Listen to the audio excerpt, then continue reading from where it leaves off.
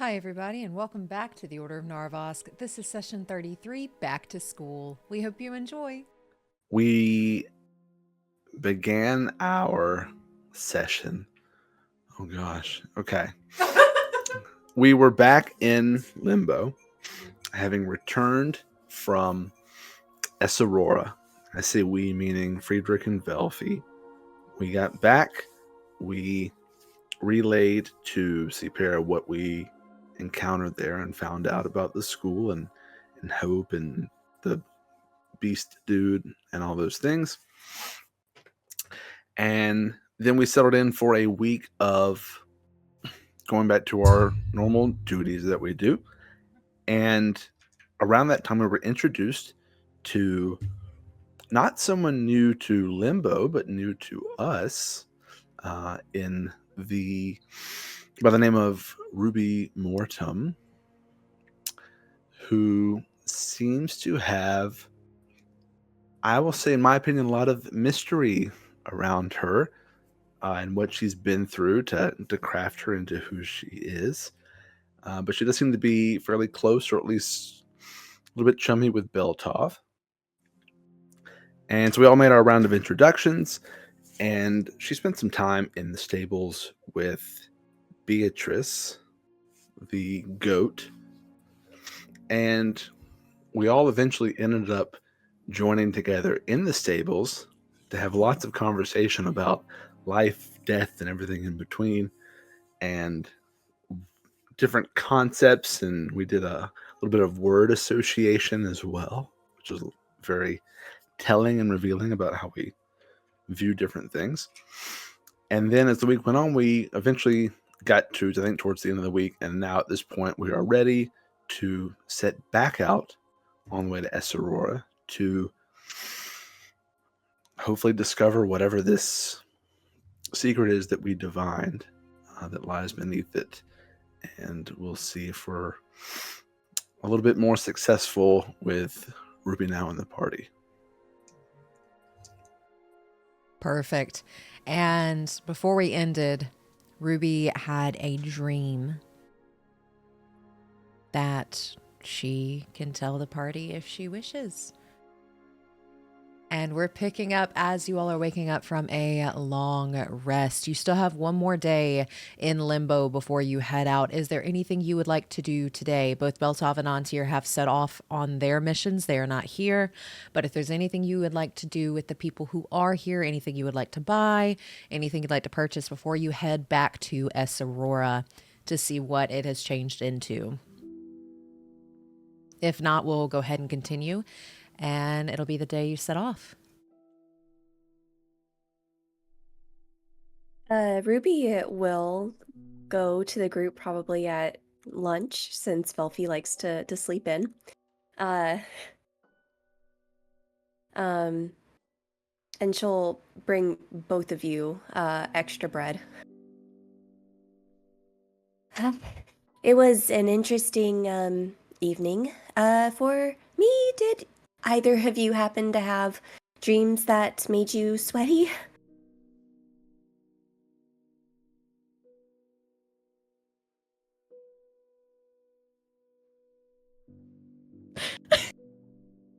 Velphie just kind of blushes a little bit.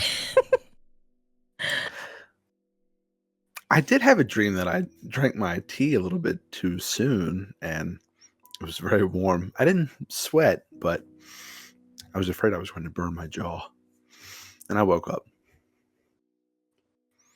What a nightmare. Can't be too careful. Very true. Always got to be careful with tea. It's better just to wait. Okay. That's...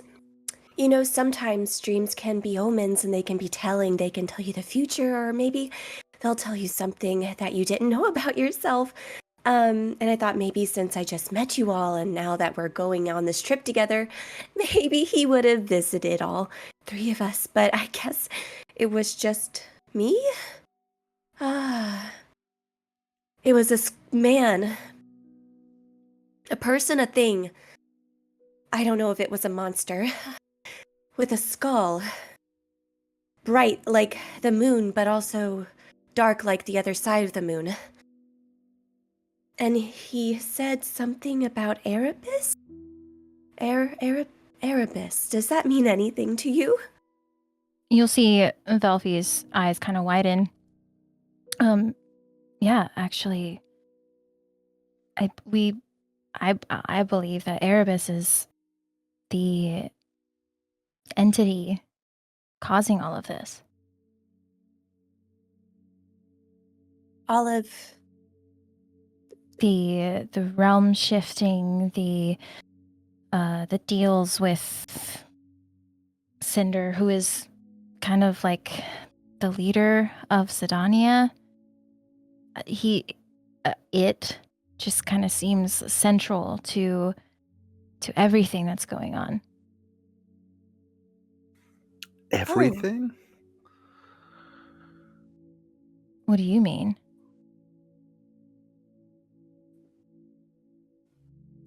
Who is Velphie talking to? You. Me? Oh, I know. Yeah. I just that just seems sort of heavy. I knew we talked about who it was, but I guess I never really thought about it in that context. I don't know. It seems to me that this Erebus is involved with a lot of things. Oh, well, the entity told me I should destroy him, Erebus. Velphie, really quickly, after she finished her sentence, she would have cast message to the professor and said, Ogma sold my soul to Erebus.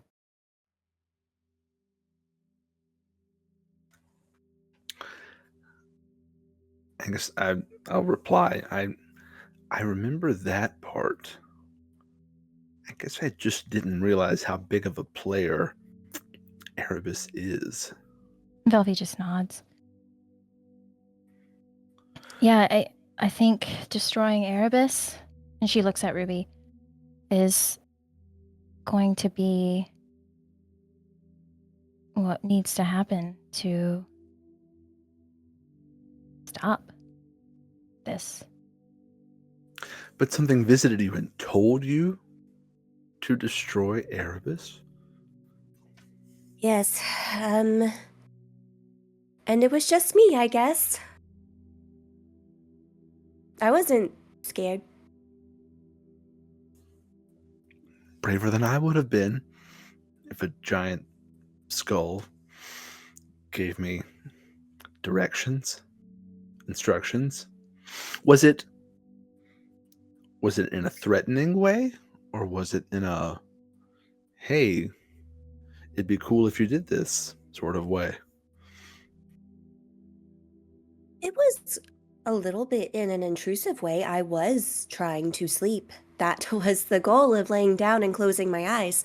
So, being visited by an uninvited visitor in my brain, I really don't like it when that happens.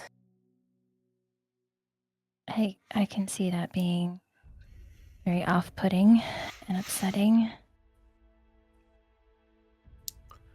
Yeah, that's understandable.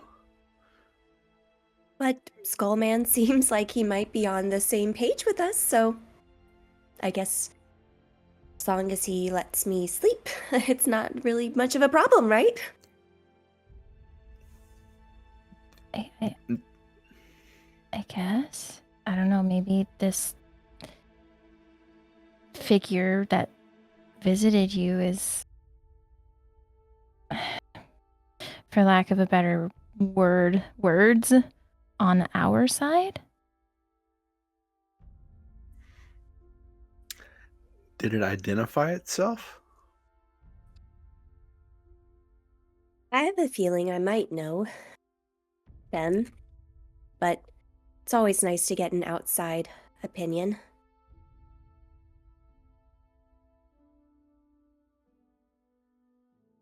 Velphie? With the deities book, it gave a description of necrosis, right? It did. Okay.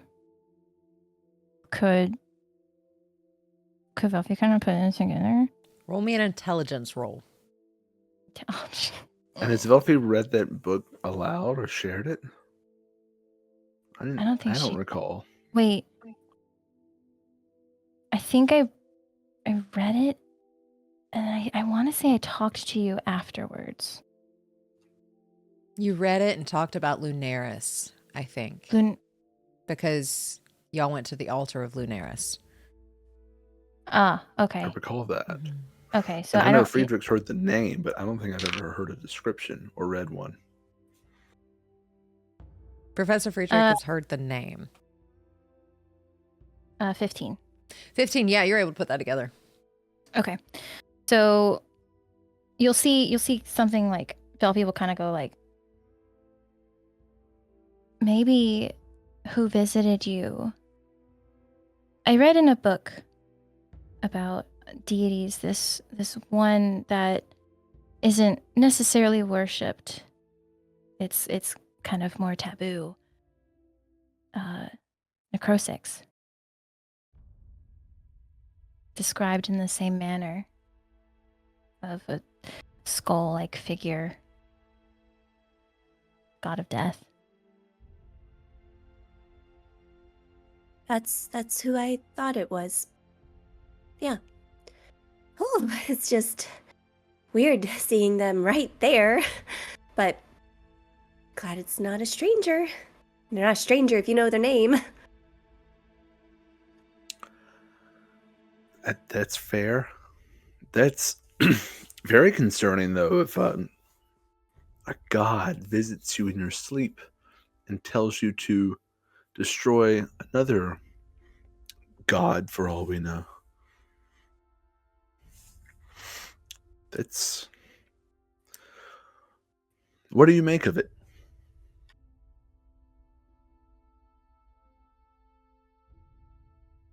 Well, I'm not opposed to the idea. It seems like if Erebus is a really big problem, that's what I want to help with.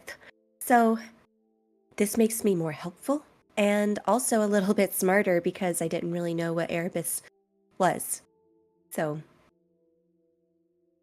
anything that helps, it can be from a place of darkness or light. Right? Yeah, and in a way, it makes a bit of sense that a god of death would be opposed to something that is collecting souls. It sort of disturbs the, I don't know if natural is the right word, but the order of things. Yeah, I would say he probably doesn't like it. Probably really doesn't like people messing with his stuff.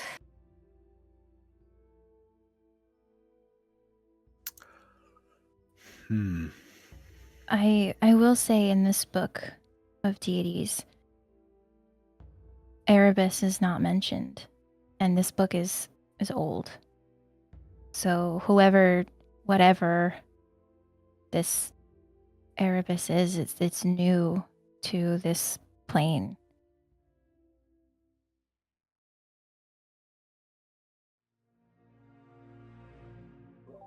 Something that may have been summoned or found some kind of way in. Is that book you have dated by chance? Yes. 1 second. What is the ISBN number? So she will recall back in her head and remember the year. I remember 825, but that was all that was in there. And do we know what year it is in relation to that? Do we know what year it was when AV started? You don't? Fun. Time didn't exist. Maybe that book was written before everything happened.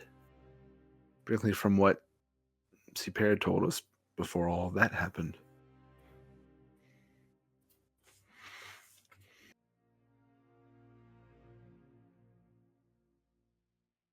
Yeah.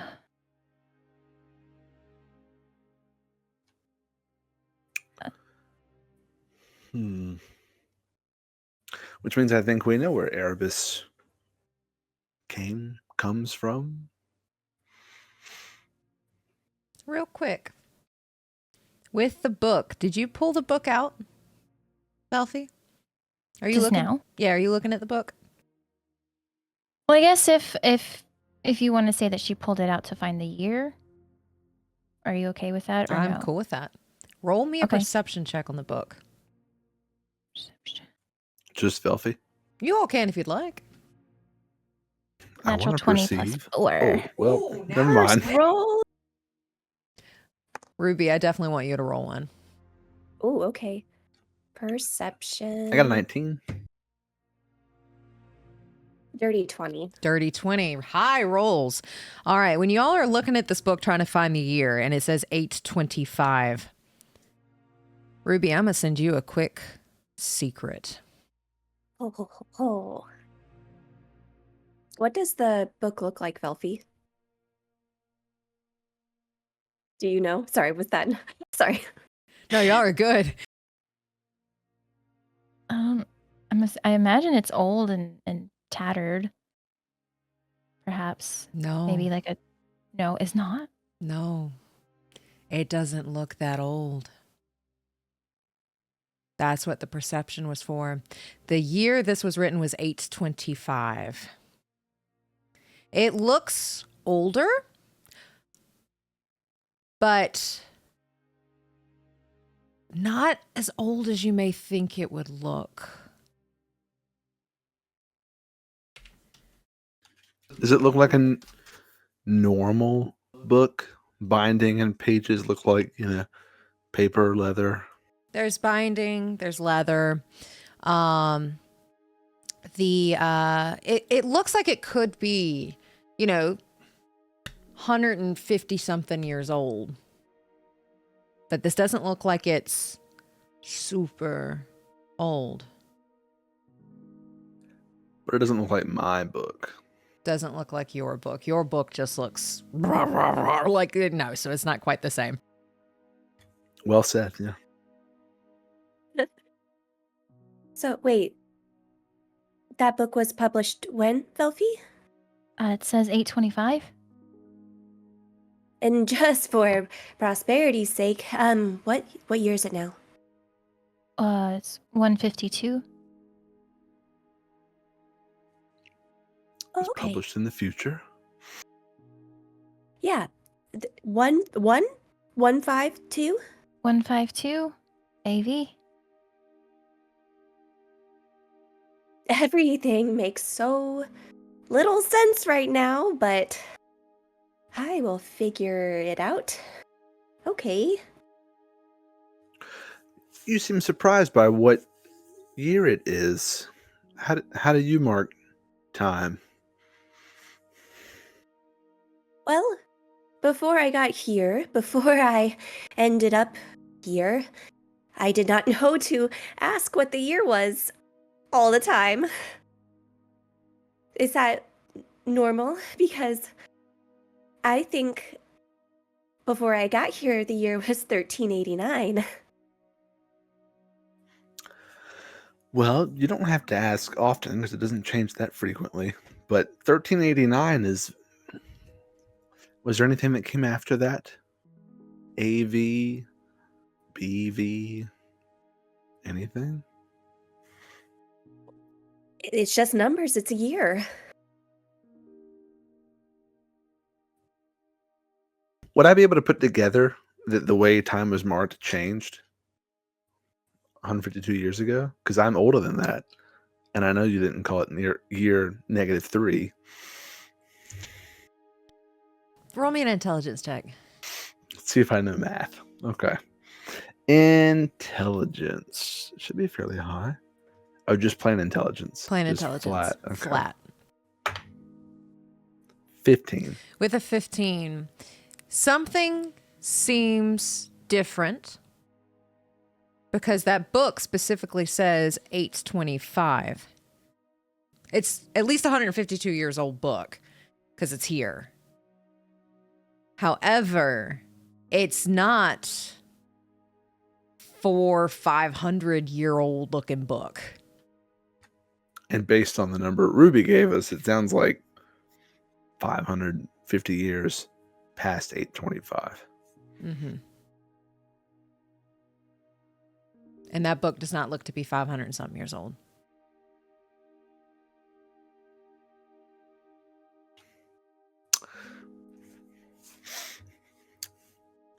Velphie, can I take a look at that book? I like books. Sure. And she'll slide it over. Can I? I don't know how I would do this, but is there any way I can tell if it's from somewhere other than here? Maybe through arcane means.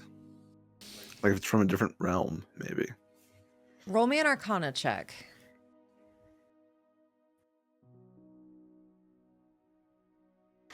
$15.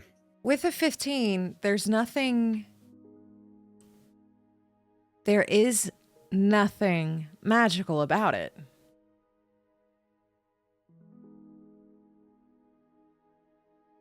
You may try to investigate if you would like.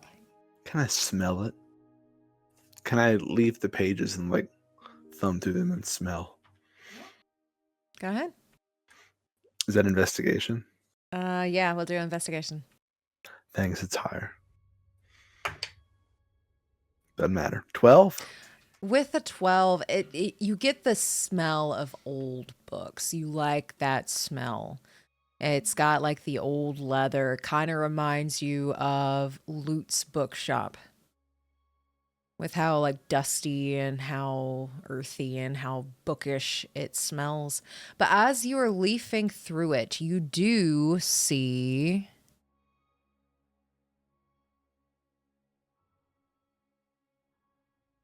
Published in Verdantis, 825.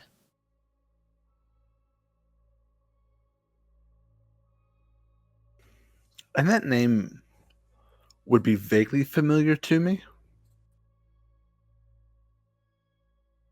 You have seen the map. Yeah. Well,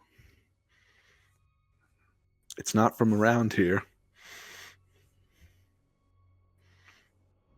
I'll point that out to Velphie and Ruby.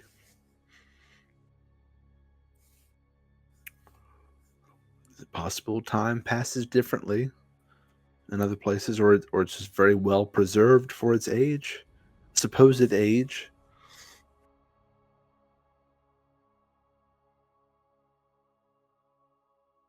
Well,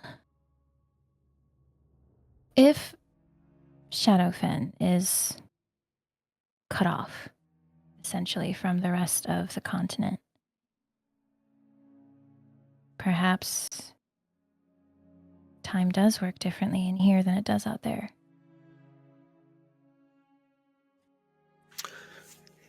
Ruby, have you ever been outside of Shadowfen before? If I take a quick look at the map, I can answer. I have not. I'm not well traveled.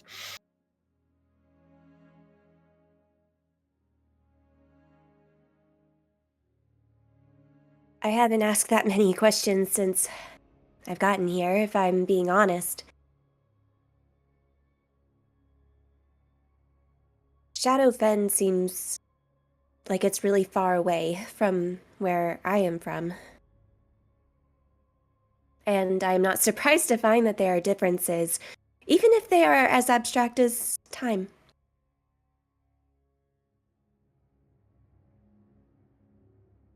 What do you mean far from where you're from? Well, I can't walk to where I hail from, I suppose. I guess I could, but it would take a really long time. Are you familiar with Wildwood?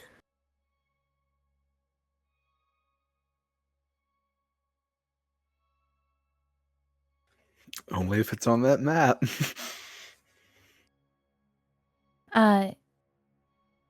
Yeah, I've heard of it. I know a little bit about it. It's just different there, I guess. So you're from Wildwood? I am. That's not a problem, right? No. I've never met anyone from Wildwood, and you're pleasant to be around, so no, it's not an issue. It's just It's just interesting because according to CPR, no one could pass the barriers of Shadowfen. And if you're not from Shadowfen, how did you get here? I'm still trying to figure that out. It wasn't by choice. Oh.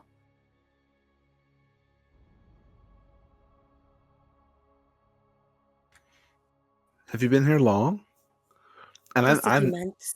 I'm not meaning to pry too much. This is just the most interesting thing we've encountered in a while. And that's saying a lot for the past few weeks. As long as it's the good kind of interesting. You know, sometimes people say, that's interesting when you say something like, I want to have the beans on the cake. And then they say the word interesting and it doesn't feel like they find it that interesting. But in any case, I'm glad you find it interesting. I've only been here a few months and I'm not entirely sure how I got here, but I think it makes sense for me to be here. So I probably should have asked more questions before now, but so much work to do. That's fair. I'm guilty of using the word interesting in a negative connotation, but I did not intend it in this one. My apologies. It's a good type of interesting. It's I don't know. We've had a lot more questions and answers recently, and we have a lot more questions still, but this is new. I You guess said Oh, go ahead, Velphie. I was just curious because you had said that the voices that you hear started a few months ago, Mm-hmm. like when you appeared here. No, it was before I got here that it happened outside. Oh, okay.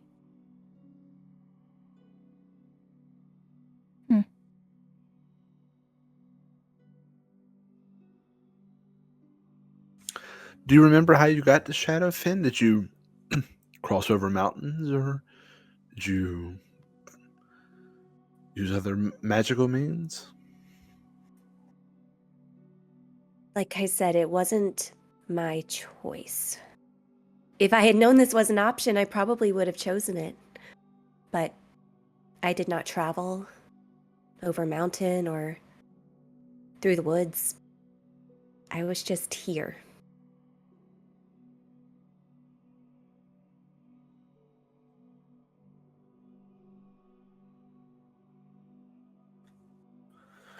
Well, did your dream visitor tell you how to destroy Erebus? No. But there was just something very familiar about, what was their name, Necrosix?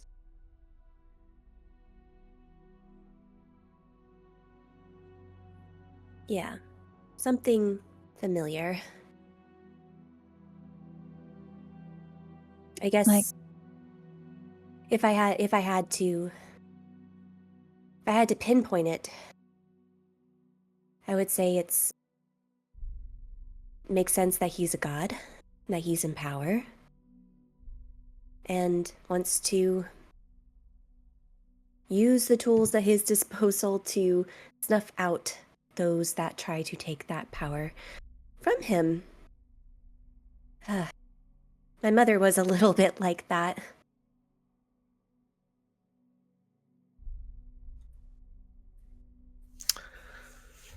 That's sounds unfortunate.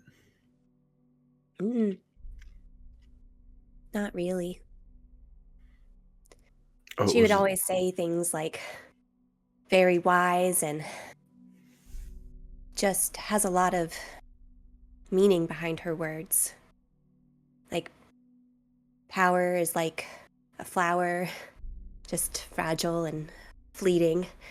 And she would say that she was the gardener who would tend it. And it would be a fool to try to grow where they shouldn't. And she would ensure that their roots would wither before they could bloom. I feel like that's what Necrosix is doing. Whatever Erebus is, he wants to make sure that it does not bloom.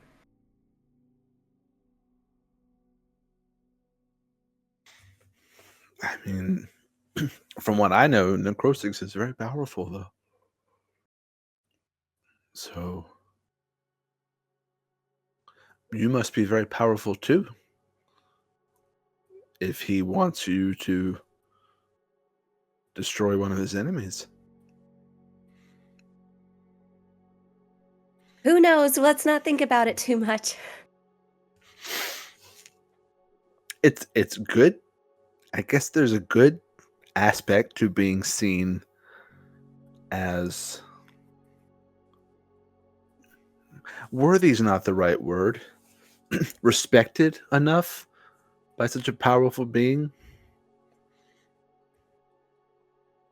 That's a good thing, right? Could be. Maybe. Hopefully.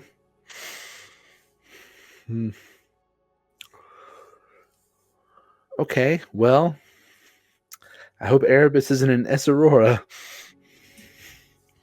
Well, I kind of do, but I also don't.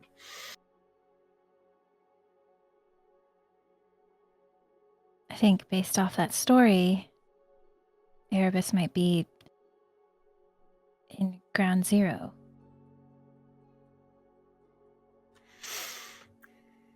Yeah, that's a good point. And if those lights are still going off that Inaria told us about, then that's probably bad.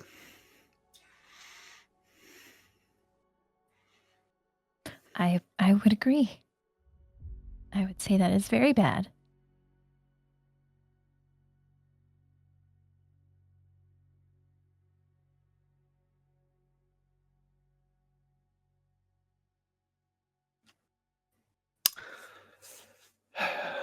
Well, since I can't just sit down in my apartment and have a cup of tea, I guess we might as well go back out into the cold, dark world and fight for our survival. It's the second best option.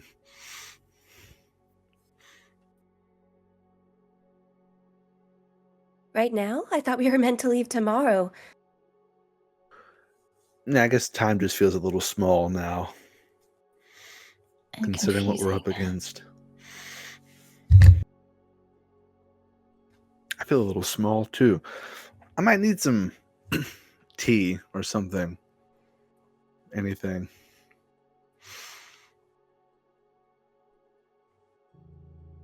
How many bags of tea did Calandra give Velphie? Was it 6. 6? Okay. So Velphie, she will reach into her bag of holding and give the professor a tea bag. You are a godsend, and one of the good ones, whoever they are. Well, thank Calandra. She's the one that gave them to me. She's great too. Yeah.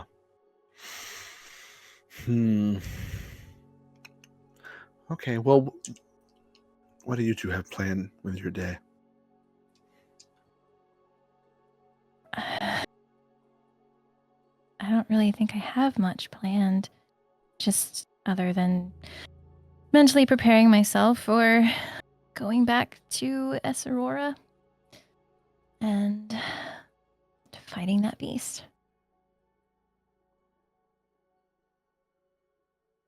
I'll probably make a couple more dolls. So, a visit to Beatrice is in the plan. I'm sure she enjoys the company. She seemed to the other day. There's something about her that's just a little bit special. I'm not quite sure what it is, but if you figure it out, I'm interested to hear. Oh, I'm trying. She can be talkative if you know the right things to say.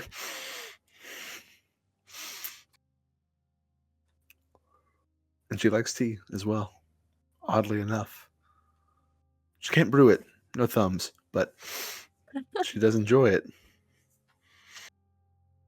I'll keep that in mind. And she'll get up to head to the stables.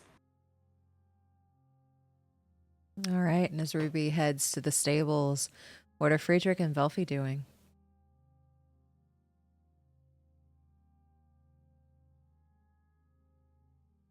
Velphie's eating that extra bread that Ruby brought.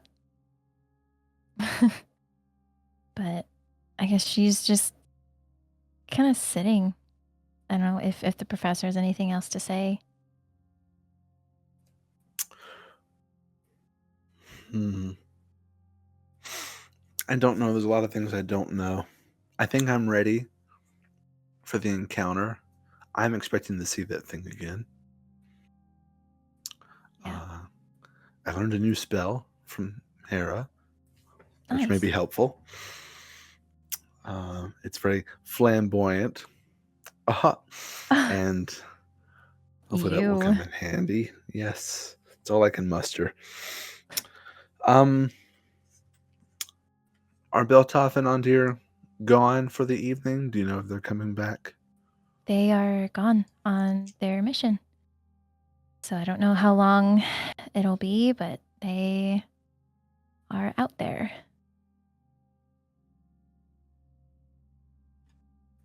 I'm sure they're having, a breeze of a time. I'm sure it would be no issue for them at all. Whatever they're off doing. Yeah, it's easy. There's no danger at all. They're fine. They're fine. It's fine. They're fine. They're fine. Yeah, they're good. They're good. They're good. They'll be back by the time we're back. So. Yeah, and it'll be fine. Everything's fine. Yeah. Yeah, fine. Yeah. We're good. We're fine. We're good. I guess I'll leave it to your bread. And I'll catch up soon. Okay. And where does Professor Friedrich go? I was trying to think of something I could do with my buttons, but I don't know if I could buy. Who gave us Alchemist Fire? Anaria. Naria. And I don't know if I put that in my inventory or not. I don't know if I'm holding it, actually. You might be holding it, because you and Anaria made the pinky promise, not me. I think Velphie has the short bow and the arrows for sure. I don't remember who took the Alchemist Fire, though. We got 3 Alchemist Fires. I just put them in my inventory. Okay. So, so I guess if you're fine, DM, with Professor having those 3, and then I'll have the arrow and bows. You got it. Bows, arrows, and bow. There you go. Got it. And I can't think of anything else I could buy that would be... I do have one other thing. It was just a short bow, right? Very simple. Okay. Okay. So Professor has one other thing he'd like to do today. Velphie, we're going to stick with you for a bit. Will you roll me a perception check? Sure, of course. 19. You see a red tiefling woman at one of the tables. By herself. Just drinking, looks like a tankard of something. Her tail's kind of flicking back and forth.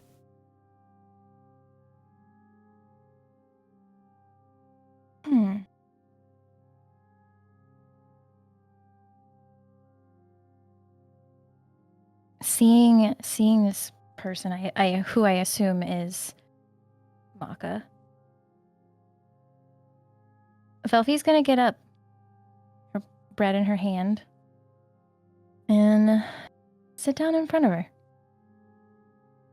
She takes like this long drag of whatever's in her cup.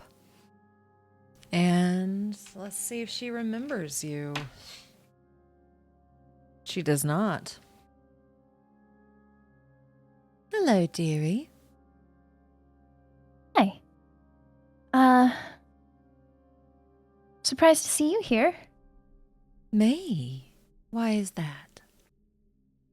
Well, I haven't really seen anyone else from Sydonea that made it here on their own. Yes, it is pretty scary. Yeah, you managed to just walk through and avoid everything? I have my connections, was able to pay passage out. So there's people that are working in Sydonea to get people out? Oh, there are always people working in Sydonea to get people out. I guess that's good.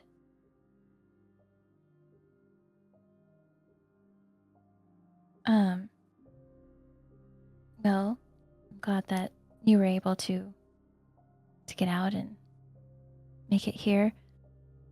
How long have you been here? I've been here 2 weeks now, a week and a half. What about you? I've been here for about a month. Oh, you've been here a while. Yeah, yes. Managed to get out pretty early and found our way here.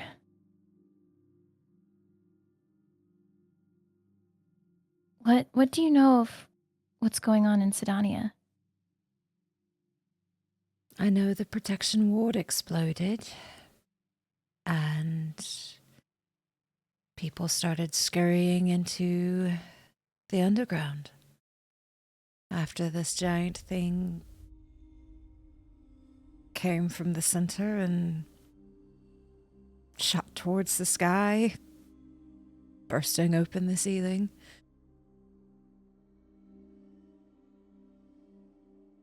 That sounds traumatizing.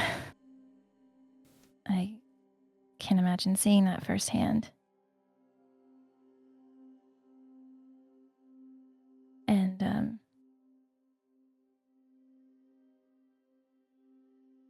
sorry about your business and everything. She gives you this little look. What's wrong with my business? Well, the loss of your potion shop. Just because the shop's gone doesn't mean that I can't make them here. Is that what you do here? They haven't really given me anything of note yet.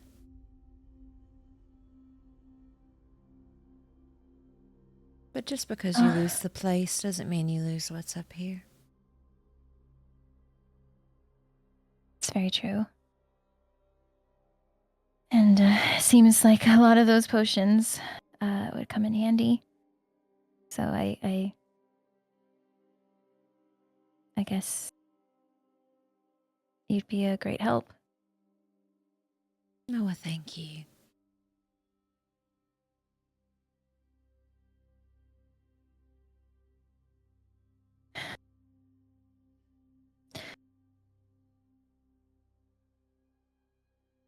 Do you remember me at all?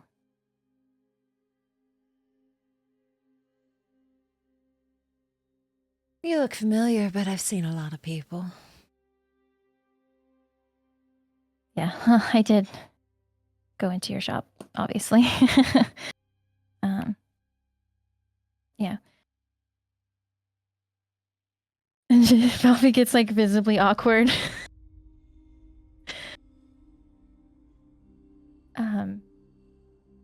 Okay, well, I just wanted to kind of see if you had any more information on what's happening in Sydonea. I mean, there's still people there that I care for, and wanted to know if most everyone was okay.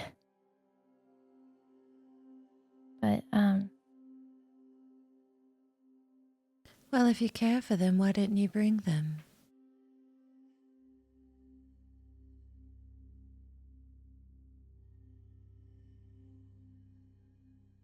I wanted to.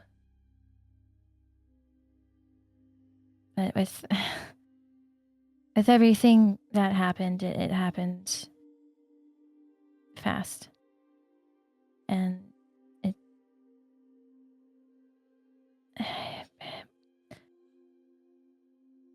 I thought I was protecting people.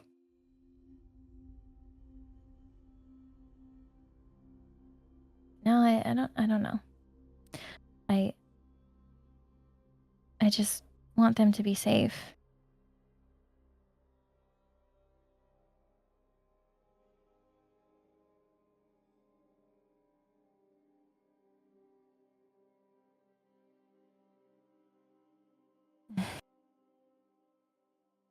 Have you seen anyone around that you know? I've seen a few, but not many. Well, I guess that's good. You know, knowing people at a new place kind of makes you feel a bit better, right? I guess. Yeah. I would say so. You know, family, friends. It's nice having them. Sometimes.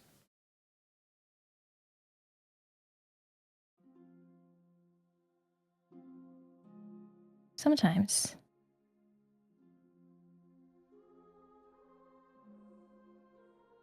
Why not all the time? That's a personal question. I can be very inquisitive. You know, I'm excited to see someone from Sydonea, and I wouldn't mind getting to know them more. Oh, I look forward to getting to know you too.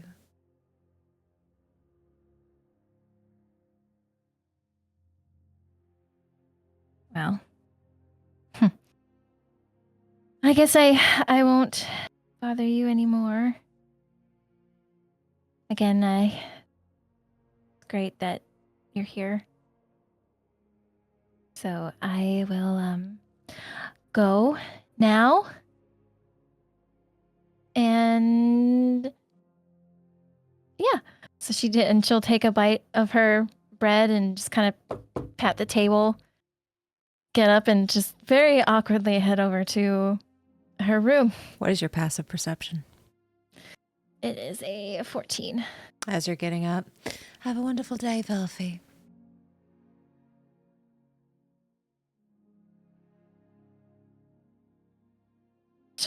She'll pause for a second.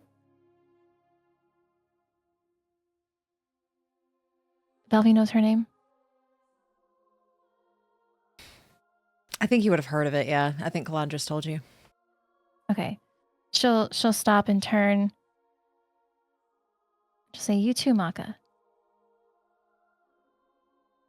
She gives you a little wave. And then she walks off.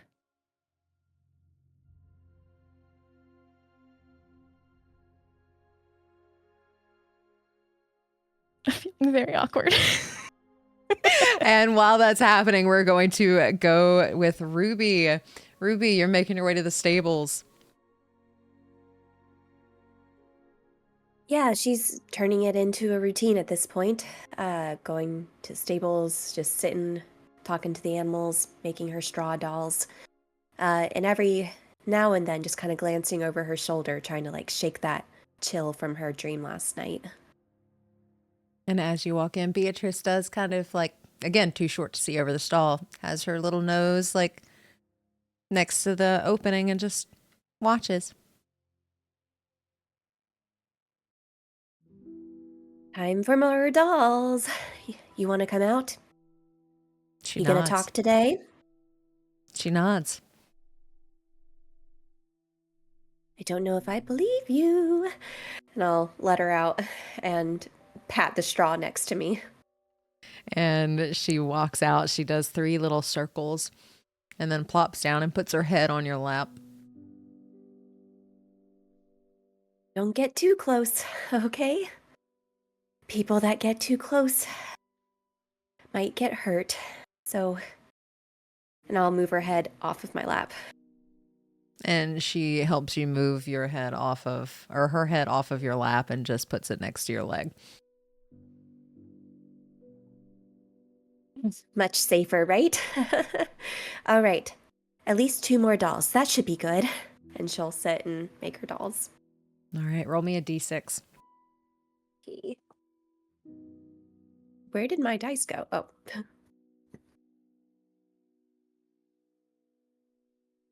I got a 2. You're able to make 2! Yes. As you're able to get those dolls, and Beatrice sits next to you and just watches. Yeah. She doesn't really have any more plans, so she'll probably just like take it easy, especially since Beltov's out, and try to do everything she can to prepare for a good night's sleep. She'll even try to drink some tea before bed. All right. And you're able to get your tea, try to get settled in. We're going to pan to Professor Friedrich. What you doing? As soon as I see Maka sit down, I run back and I punch the shit out of her. And I'm just kidding. No, be cool. No, I think Friedrich would just sort of wander around Limbo a little bit, sort of through the whatever market section there may be, not looking to buy anything, and then eventually make my way over to. Didn't you say druids created like trees within here? There's like one larger one. There's one larger one in the center that they work to keep alive in here, and that's the one that's like the tallest and the brightest colored that you've ever seen, that has like the little fireflies in it and the glowing mushrooms that glow in its trunk. If you continue looking for more druidic things, you do find that Golmac is trying to set up a farming section inside the mountain here, and that's what all of the druids have been doing since they arrived. Okay. The tree, is it like off limits in any way, or can people walk up to it? People can walk up to it. I'm going to go up to it and sit down under it and pull out a book, Okay. whatever I have, and just read a little bit, and then very likely, somewhat unexpected, but somewhat involuntarily, just doze off. Take a little nap. You're able to take a cat nap underneath the tree reading a book. And when you do eventually wake up, somebody has put a blanket on you.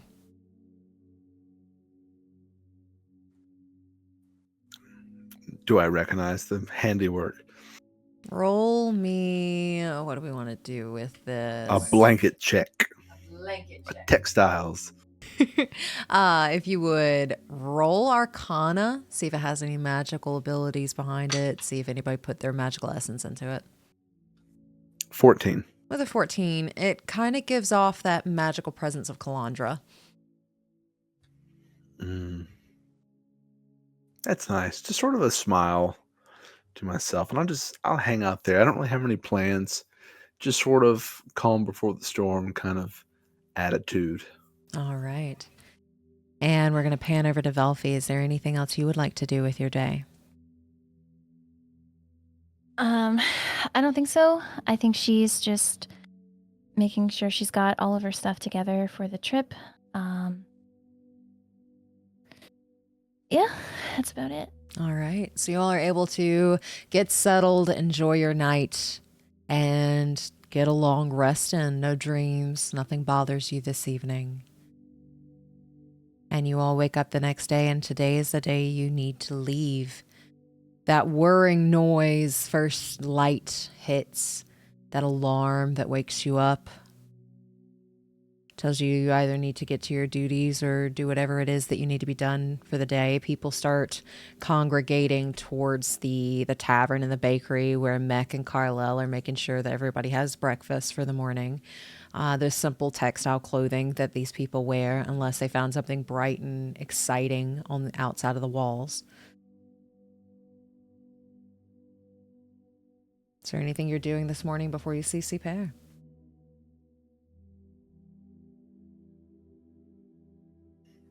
Not for Friedrich, no. Not anything in particular. Nothing. You all are able to head to Ciper's office after you all get breakfast. The door is slightly ajar as she has been waiting for you to arrive. And when you open her door, you see her sitting at her desk. Her feet are propped up on her desk. She's reading over something, and then she looks up at you as you all walk in. Hello. Good morning. Good morning. Well, How are you? Oh, I'm good. Good. We love being good. Good is a positive. It sure is.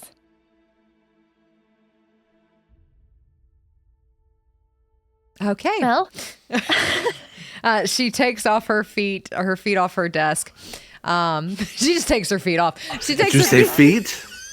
off her desk. And then spreads some stuff over her counter. Okay, we found some items for you to take with you. We have 3 of these, and she pulls out 3 vials, and you get the sense that you have 3 more alchemist fire, because they look very similar to the ones that Anaria gave when you were last there. These are 2 fire breath potions that we had Evie make. According to her, you will be able to spew fire at this thing, so hopefully that helps. I tried to find everything fire related. She hands a scroll to Professor Friedrich. This is a firestorm scroll. If you don't have to use it, don't. But if you need it, you have it. Okay.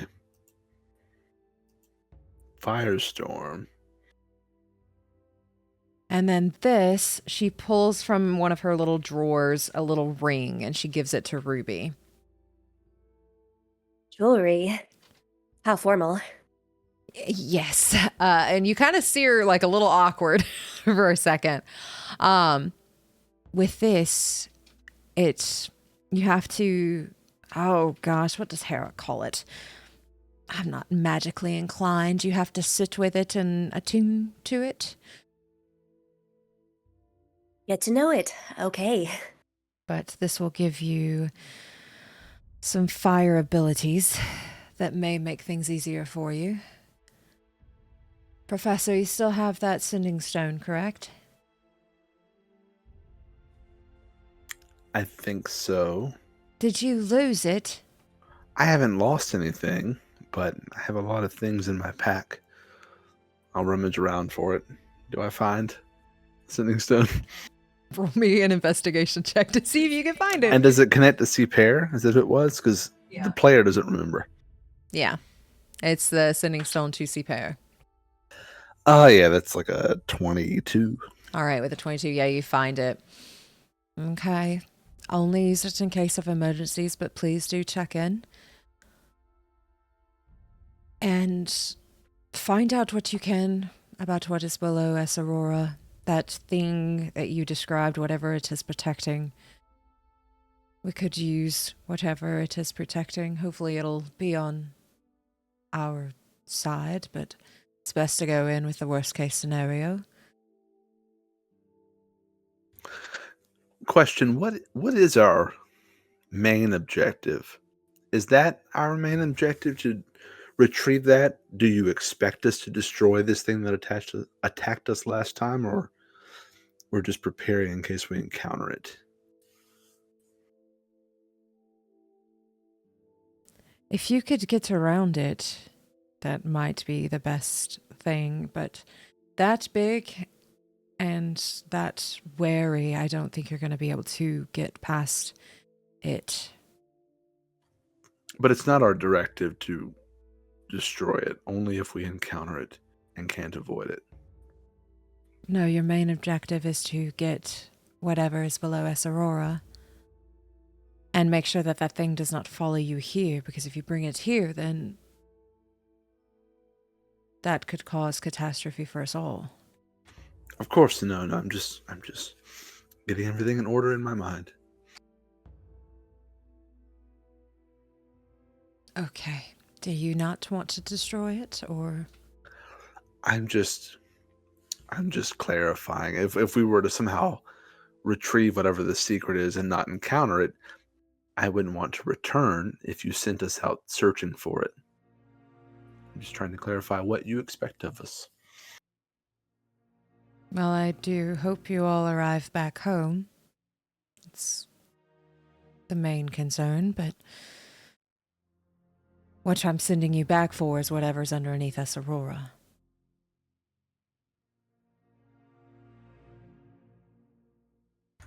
Okay. Do you all have any other questions for me?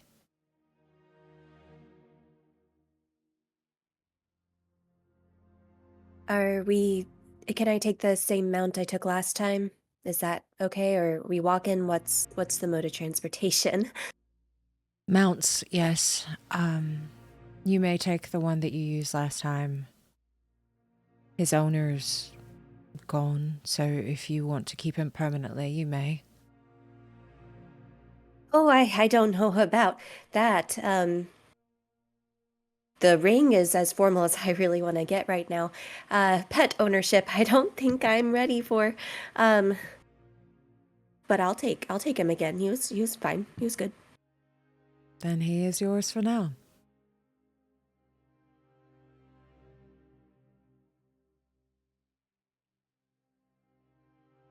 Velphie just shrugs her shoulders. All right. Know that what we discussed last time, I am still debating our course of action going forward.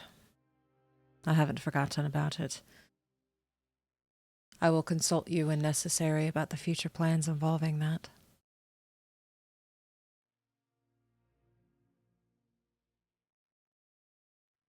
But good luck. You know the way.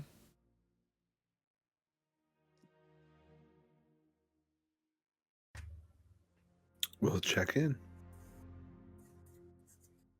And she gives a little nod and then goes back to working on something on her desk. You can tell she's not going to goodbye. She's not going to hellos. And she just pretty much gives you exactly what you need.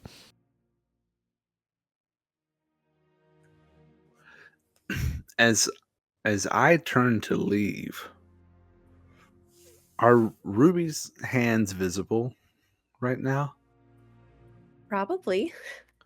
Can I see if I see a ring on one of them?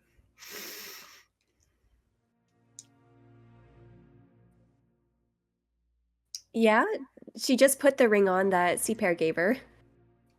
Okay. What does it look like? Did I see Super get the ring? Like, I heard the conversation, but like, I'm just trying to get a good look at the ring. Not like I'm gonna take it or anything. I'm just curious. Oh, okay. Roll me. Yeah, she wasn't hiding it. Sleight of hand. I'm gonna steal it now. Yeah, she wasn't hiding it or anything. So roll me Arcana to see if you can get an idea of what this ring is. 22. Okay, 22. Let me actually pull it up because I don't have it in front of me.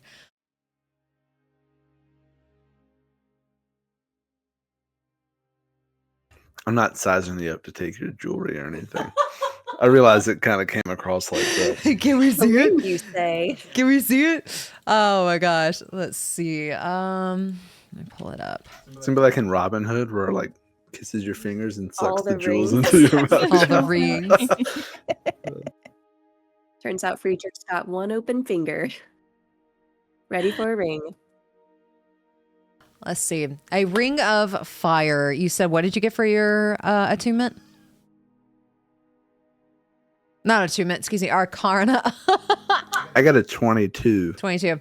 All right. So you know that this is a magical ring that is to be used with bows and crossbows. You toss the ring up in the air and you're able to shoot through it an arrow or a bolt and make the attack roll at disadvantage and take a -5 penalty to the attack.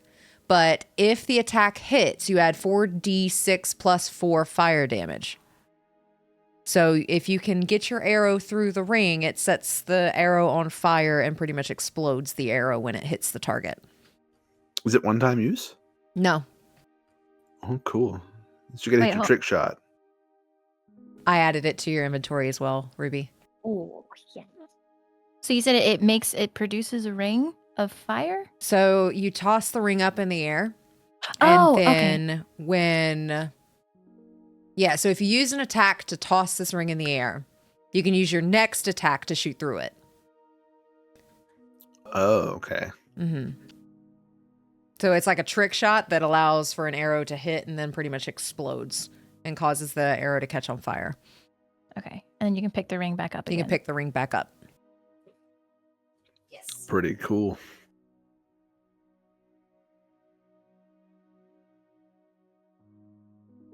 But yeah, so that is what the Ring of Fire is.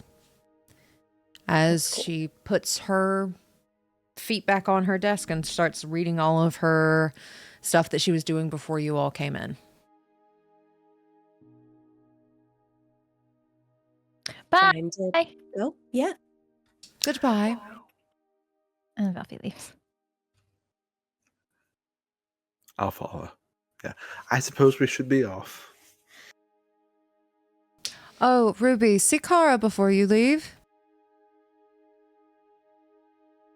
Sorry, what was that? I didn't hear. See Kara before you leave. Yeah, that's that's what I thought you said. Okay. What's a Sigara? All right, I have to make a quick pit stop to see Kara. Do you guys want me to meet you somewhere, or did you want to come too? Seapair wants me to see her before we leave. We know Kara, but would it be intrusive? If this is a private matter, that's understandable. I don't know what sort of matter it is. Well, if you would like the company, I don't mind going. Otherwise, I can leave you to it. We can go see her. Yeah, it's been a while. All right. Well, I'll head there first. And you're able to start making your way to Kara, and you know exactly where she is. She's at like where a small little like healer's tent, cleric's tent, that she has kind of helped set up. And when you come over, she is a water genasi that just constantly looks like she is boiling. And like the smell of boiling water almost irradiates from her. And you make it over to her. And she turns around really quickly.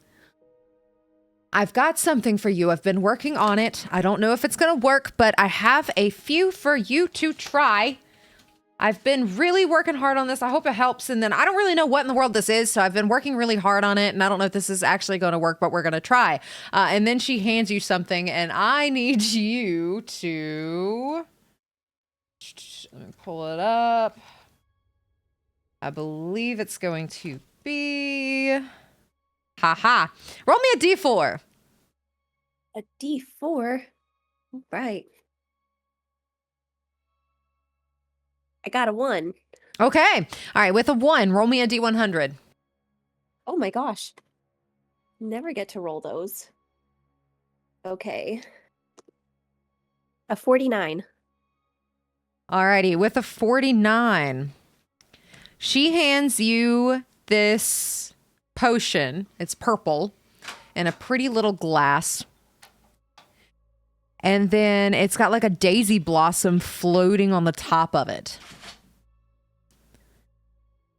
Okay, drink it. Not that I would like to give myself a sense of false hope, but would you mind explaining to me what this is? I put some stuff together and I think it's going to work.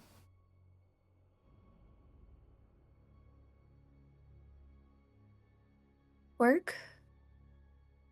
Well, we've been working on the whole, she looks around, trying to be quiet thing. Yeah, I didn't know if it was like work like it would erase it or make it quieter, but I really hope it does. And she'll drink it, but it's a really hard thing to swallow. Like, you can tell that Ruby is scared of it not working. And as you drink it, daisies start to grow through your hair. As these pretty little white daisies pop up everywhere, almost like this little flower crown. And in game statistics, you are considered an ally by all Fey creatures for 24 hours and gain a +2 to your charisma score. Dang. For 24 hours? For 24 hours. But they are still there. Well, Kara, I've always wanted a flower crown. It's better than a moss crown, that's for sure. You hear her grumble under her breath. Fuck. Okay, that one. I will keep trying. You really don't have to anymore. I don't want you to feel like you're just slamming your head up against a cement wall if there's nothing that can help. Well, I'm sure there's something that's got to be able to help. I just haven't figured it out yet. Maybe I can talk to Evie. Maybe we can work something out there. Do you not want me to try? Well, I'm okay going crazy, but I don't think there's any sense in you going crazy trying to help a crazy, you know? If this is something that is taking away from what you're able to do for people here, I accept that.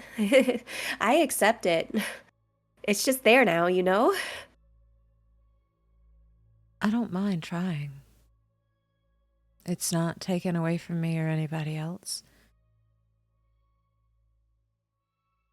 All right, well, maybe you can save this recipe because I'm feeling quite charming. You're very charming. In a strange way, but you are very charming. I'm going to figure out how the fuck this shit works. And then she just kind of goes off and starts like muttering some things to herself. And like, you can tell she's trying to come up with another recipe of something. As like, no one's in here right now. No one seems to need her attention as a healer. So she just kind of walks off and starts trying to plan something else. All right, I guess that's it. We can go now. Got a nice couple of new accessories for the road.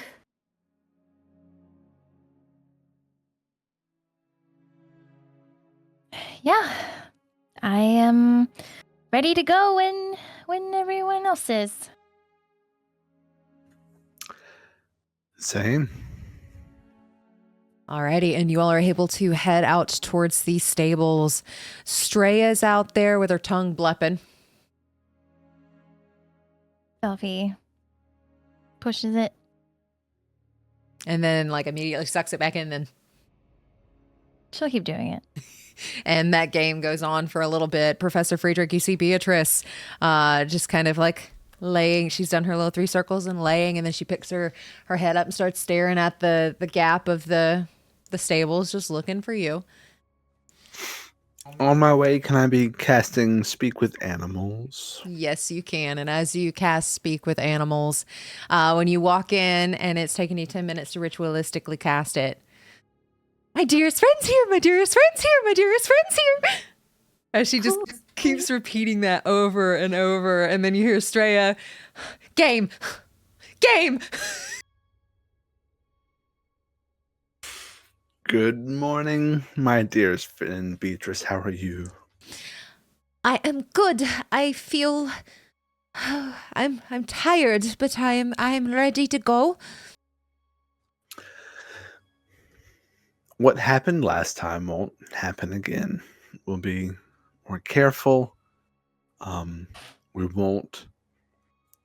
want you to strain that heart again. You certainly saved my life, but I'm not going to take that for granted. You'll have a more relaxed time this time. I'll take it upon myself to be more careful, more observant, and things will go well. I trust you. Can we do the wrapping of my knees again? My knees ache. Yeah, absolutely we can. And I will do that with my healer's kit, because it's about the only use I have for it anyway. No one really needs it in combat. It's for my goat. It's my goat ace bandages.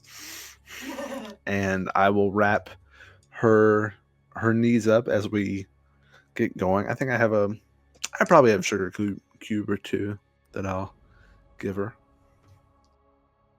And she's just watching you. Thank you. I think I'm getting old. You know, I was beginning to think that about myself too. But they're still sending us out. They still think we can do something. So it gives me a little bit of confidence. But again, we'll take it slow. There's no need to be in any sort of hurry. That's good to hear, because I feel like there's an ache in my bones that just won't quite go away. No, I understand what you mean. Has it felt worse in the past week or so? She gives this little nod.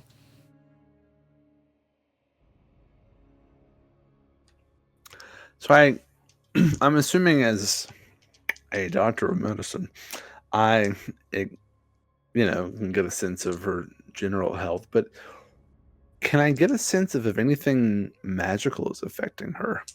Roll me Arcana.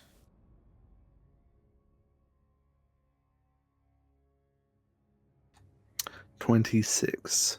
With a 26, Beatrice is very magical. I guess specifically what I'm looking for is like, has she been cursed, or is there any sort of like, in game terms, any sort of status effect applied to her right now? With a 26, no. Beatrice is just old. You've had Beatrice for a very, very long time, to the point to where she's already 2 years above the average age of or the lifespan of a goat. Yeah. You know, Beatrice, I heard some of the younger children around Limbo here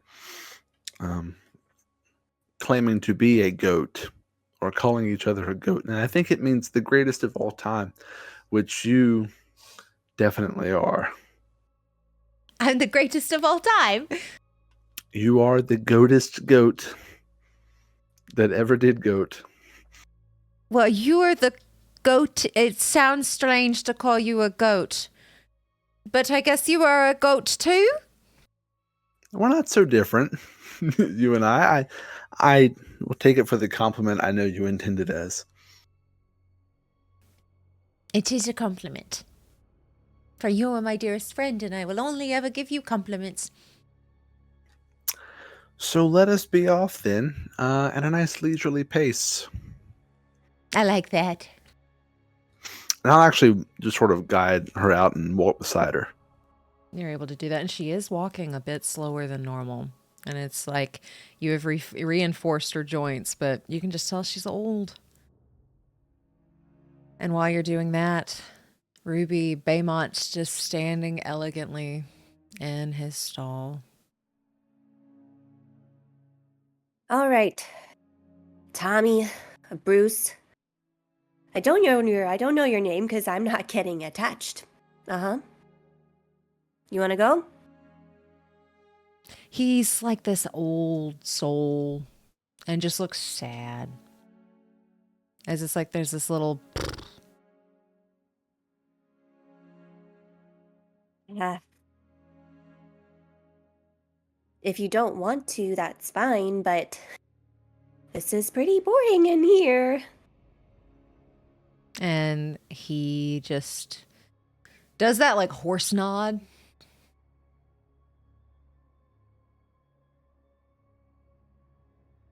Well, I know that change is hard, but I'm pretty good at what I do. Got you back last time, so it'll be fun. It'll be fun. Let's go.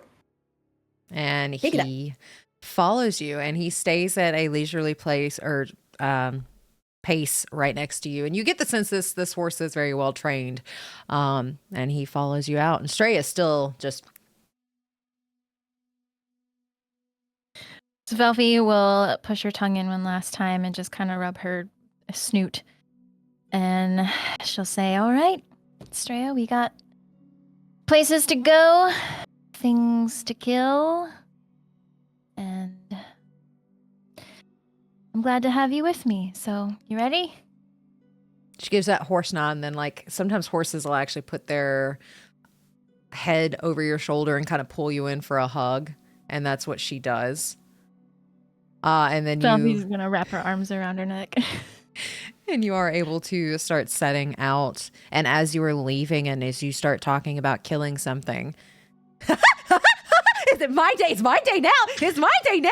Are we going? Are we going? Are we going to take something out? Are we going to kill something? Am I going to be covered in blood as soon as we leave? Can she respond? She can respond mentally, right? She can. She can? Okay. So Velphie's gonna visibly sigh. Yeah, probably gonna get some blood on you. Don't sound so disappointed. I'm not disappointed, more so as I am tired. Well, get over it. You get over it. No! Then You I picked won't me either. up, and I am staying right here. You know you can't leave me. Not again. You've done that once. You're not putting me in that bag again. Do you know why you need this so bad? Because anybody that hurts us is going to die. It brings my life fulfillment. And you will make sure that my life is fulfilled. For now. You hear her growl. You can't get away from me. I'm gonna try. And then she just pats the rapier as not like reassuring, but like a like a, I'm gonna do it, and you're gonna be gone. You are And stuck she'll- with me. Best get used to it. And Velphie is just visibly annoyed. And she does shut up for the time being. As you all are able to start heading your way towards Esarora, this is a 2-day journey. Can somebody roll me? Yes. I don't want to roll. I think you said it, but I think I may have missed it. We don't hear all of that, right? No. Okay. Not even Velphie's responses. Velphie left the stables last. Okay. Just checking. And it was all in her head. In your head. Okay, go ahead. Who would like to roll a d20? I can. Go for it. First d20. Do I add anything? Just a straight d20 roll. Boop. 9. All right, with a 9, roll me a d6. 1. All right, with a 1. You all are able to continue your journey. You start making your way towards Esarora. Is there anything you'd like to talk about on your way there on your mounts? Anything you'd like to do with your day currently? It's a 2-day journey, you said? It's a 2-day journey, yes. Velphie, should we go straight there, or should we stop off and see? Do you have any desire to see Enoria? I mean, she's great. You know, I wouldn't mind stopping by. We know it's a safe place to stay. That is true. Ruby, we have an acquaintance out this way who has put us up for the night before. I don't think it would be intruding if we stopped in. If you feel safe there. Just watch your head. What's your feeling on birds? I don't think I have a very specific feeling on birds, but I feel as if I should now that you've asked that. There's a bird. Friendly, but brash. Maybe. And it will harm heads, attack heads, take heads. Why should I watch my head? Something like that. Life's fun with a bit of mystery, but it'll be fine. Just make sure you weren't like deathly afraid of birds or anything. Oh. No, not deathly afraid of birds. Yeah, then we should stop in. Lead the way. All right. And is there anything else y'all would like to do on the way there?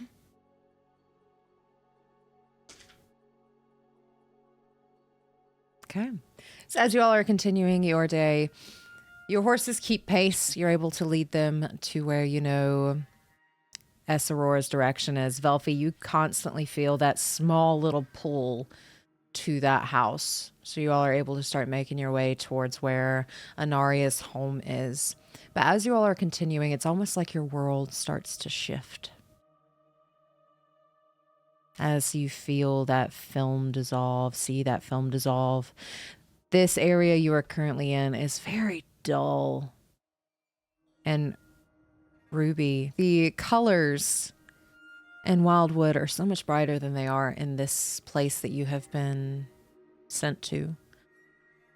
It's dull. And when that film dissolve starts to happen, you see some brighter colors start to pop up. That sweet smell of what you all have started to realize is the Feywild.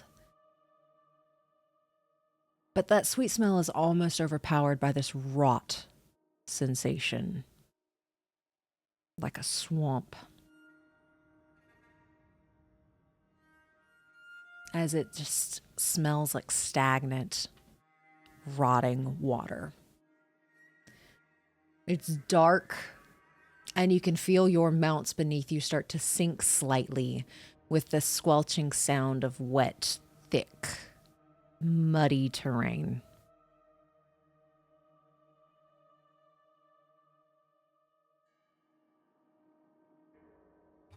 Don't like this. I thought this was the nicer one, but this is... Mm-mm. Beatrice, take your time. Lift your feet if you can. She gives you this little bleat, and she's a little shorter, so the mud comes up a little further on her. Or maybe we'll just stay put for a second while we get our bearings. Entering into this new terrain that has that kind of like fetid smell, I'll cast Primeval Awareness. Ooh, with Primeval Awareness. Let me see what all that covers again. Okay. You, within a mile. Yeah, okay, because mountains are your favorite terrain, right? Yes. Okay. Within a mile, you don't necessarily sense any abjurations.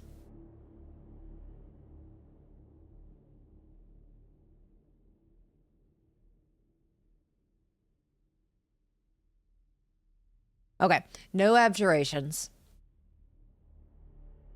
No celestials. No dragons. You get some elementals. You get fae. You pick up a fiend. But no undead.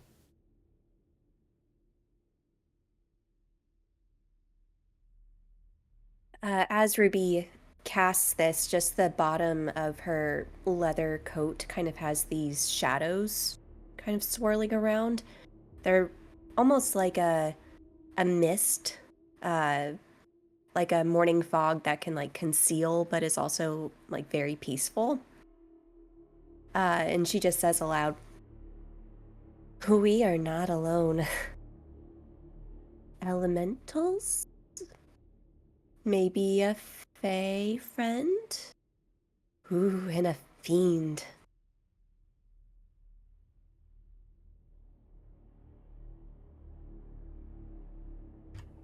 Can I look around us? Yeah. Yeah, based on that. Roll me a perception check. I should also It's- probably look. It's foggy here. I got a 5. 23. 14. 14. Alrighty. With those rolls, you don't really, holding on to that 23, you don't really see anything. It's just like a swamp. You see some mounds of earth. You see these decaying like trees growing out of this swampy area. You don't see anything that looks like it's about to attack you. With a 23, one of the mounds catches your attention, Velphie. Roll me a nature check, please.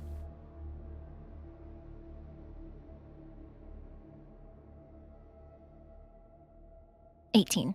With an 18, as you look at that mound, something looks unnatural about it. As you're looking at it and you start studying it, you swear you can see a mouth. You see vines and muck. But then those vines and muck start to raise and they start to swing at you. I need you all to roll initiative. Oh, goodness. Okay. What is everybody's initiative?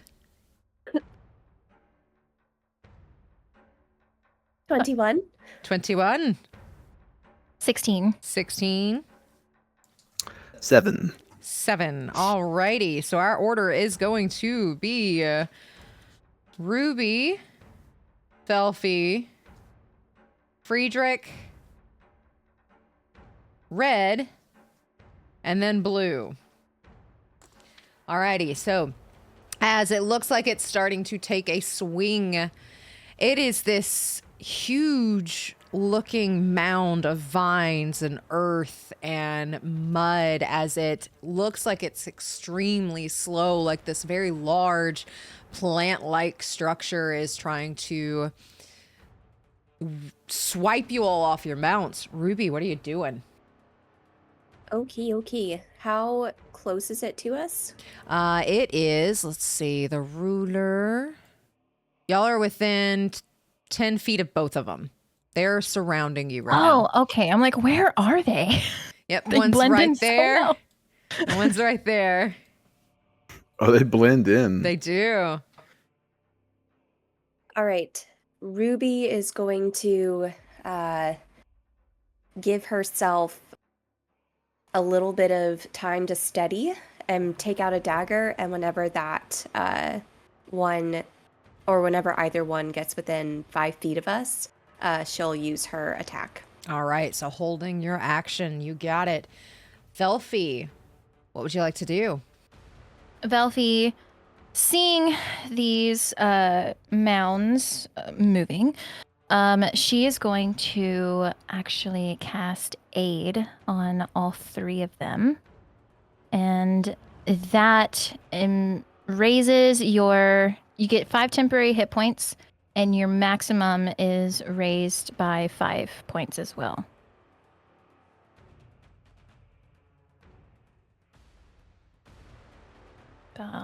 Okay.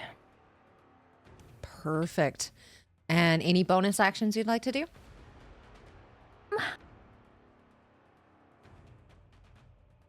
Not yet.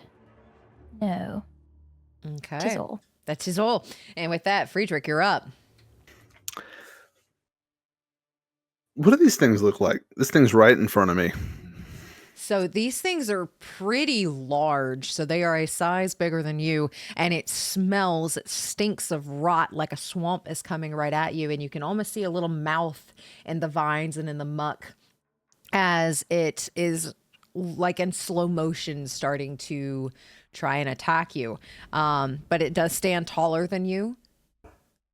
And it just looks like this mound of earth. Okay.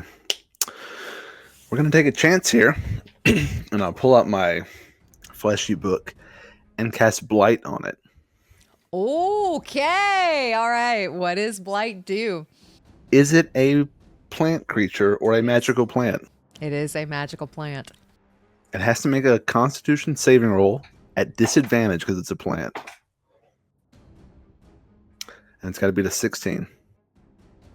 First one failed, so red failed. No, it's just one. Just one, it failed. It's just the one for me. It failed. It automatically takes max damage. So it takes 64 points of necrotic damage. It's at 4th level. I'll just read it out. If you target a plant creature or magical plant, it makes the saving throw with disadvantage, and the spell deals maximum damage to it. So yes, with that 64, is Blight 4th level or 3rd level? It's 4th level and it's 8d8s, so 64. Okay. I was just checking to make sure you hadn't upcasted it. So it takes that 64 points as you reach out with that book and you cast Blight on this creature. And it's like the earth and the vines and the plants that are a part of it, the swampy terrain just looks like it rots from the inside out. It's still up, but that hurt. Cool. With my bonus action, if I may, which I think I can do this as a bonus action, but let me just double check. I don't want to cheat. I can. I'm going to use Misty Step. Are you going to leave Beatrice? Oh, no, I'm with Beatrice. No, I don't want to leave. I don't want to leave the goat. So I'll stay put then. All right. And I guess what I'll do then, I don't know if I can do it or not.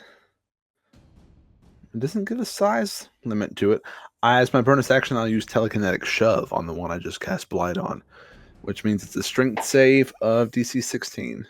It got an 18 on the die plus 4. So it does not move. Okay. So you try to telekinetic shove it and it doesn't move anywhere. And then it's just like you can hear the creaks and the vines almost deteriorating from that blight as it is now Red's go, and it's going to take an attack against you. It's going to move right here and get within 5 feet of all of you. And with it moving, Ruby, do you want to go ahead and take your attack against it? Yeah. All right. Oh, that's a natural 20. Nice. Yay! All right. So how we do natural 20s is automatically take your max and then roll again. Okay, so that is a, let's see, it's just a dagger. But then I also have my sneak attack because it's within 5 feet of an ally. So that's 1d4 plus 4. So that's 8 plus sneak attack. And I get 46. So that's 24 points of damage. So 32. And then I also have my Wails from the Grave, which is 2d6. So that's 12. So 44. Yep, 44 without rolling yet. Okay. And then the other little mossy beast will take 12 points because of Wails from the Grave. So it's like these little pieces of that fog that you saw earlier just kind of coming up, and you hear those whispers kind of like surrounding the dagger and then zipping over to the other creature and kind of like feasting around it as it gives it damage too. And that's necrotic damage. And now you get to roll. Oh my gosh. Okay, so roll the dice. So now you like get the to roll damage your dice? dice. So you take the max on a natural 20 and then Okay. you roll. So that was just All right. automatic damage. What? Okay. So the dagger is another 6. So that's 50 on the first one. And then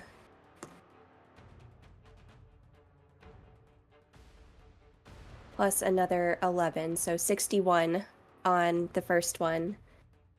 Plus, okay, well, that's 65 because of Wails from the Grave.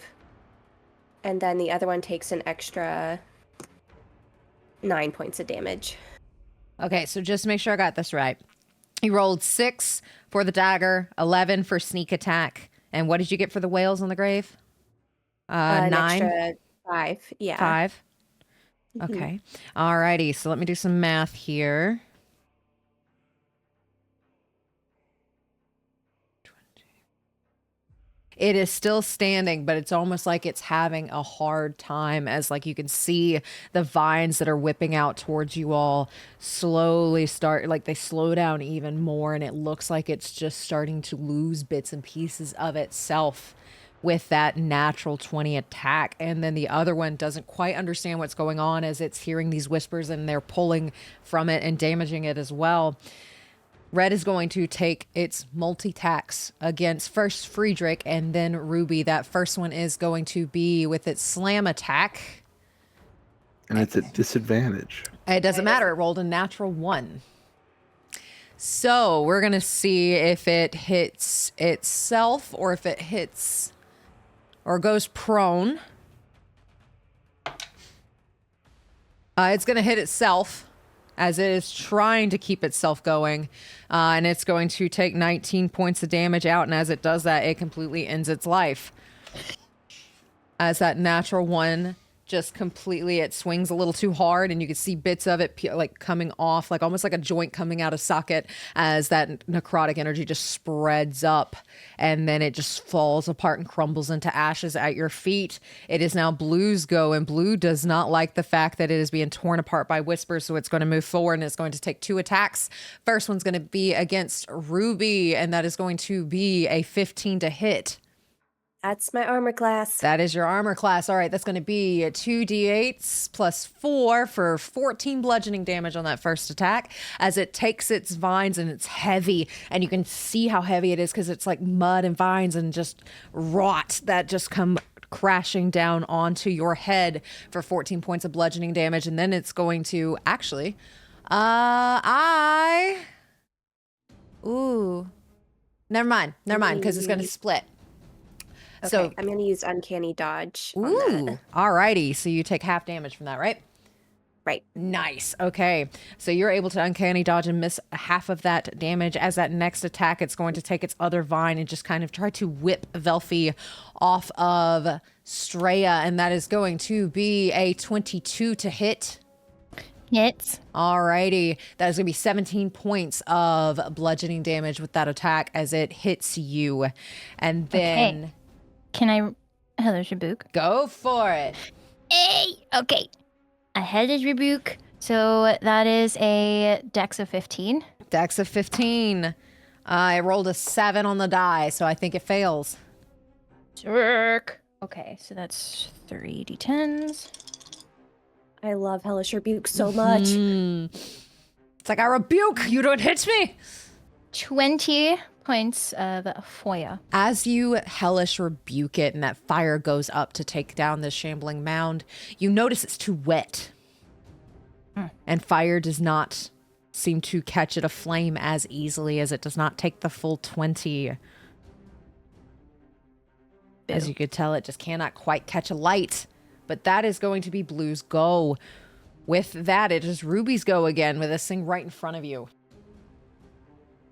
All right, she's just pulling out the crossbow and just one shot. All right, that's going to be at disadvantage because of how close it is. All right, I will bonus action steady my shot and give myself advantage, so I guess that would cancel it out. Yeah, straight roll. Straight roll. All right. Ooh, are you crossbow expert? Yes. Never mind. You don't have to worry about that. You don't take disadvantage from up close, so you would have advantage. Oh, cool. Okay. Yes, a roll at Awesome. advantage, which would give you sneak attack too. Okay. Well, that I rolled a 2 and a 9. So if it's at advantage, then it is wait, I'm not crossbow expert. My bad. I Okay. have ranged weapon mastery. Oh, okay. Okay.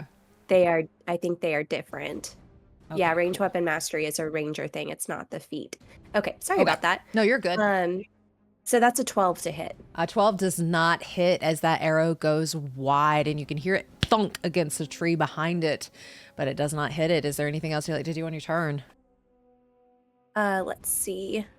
I will just go ahead and bonus action Hunter's Mark on this little guy. You got it. Well, did we bonus action to steady our shot? Oh, that's right. But then I did it. But I used the disadvantage. Never mind. Okay, because yeah. You got it. Sorry. No, I you're messed it up. good. You're good. All right, so you got Hunter's Mark on him. Is there a save for that, or is he automatically marked? Automatically marked. You got it. All righty. And is there any movement you'd like to have on your turn? I'll stay where I'm at. I don't want to draw any attacks on my horse. Perfect. All right, so you're able to stay there and stand your ground. With that, Velphie, you are up. I also need you to make a wisdom throw or saving throw. Oh, yeah, that's right. Okay. That is an 18. All righty. You hear her screaming in the back of your head, but you save, so you are not under her anger right now, and it is your go. Okay. So Velphie, hearing that screaming, she's going to... Okay. And she's going to bonus action Hex Blue. Go for it. And that just happens. And I'm going to do disadvantage on Constitution. You got it.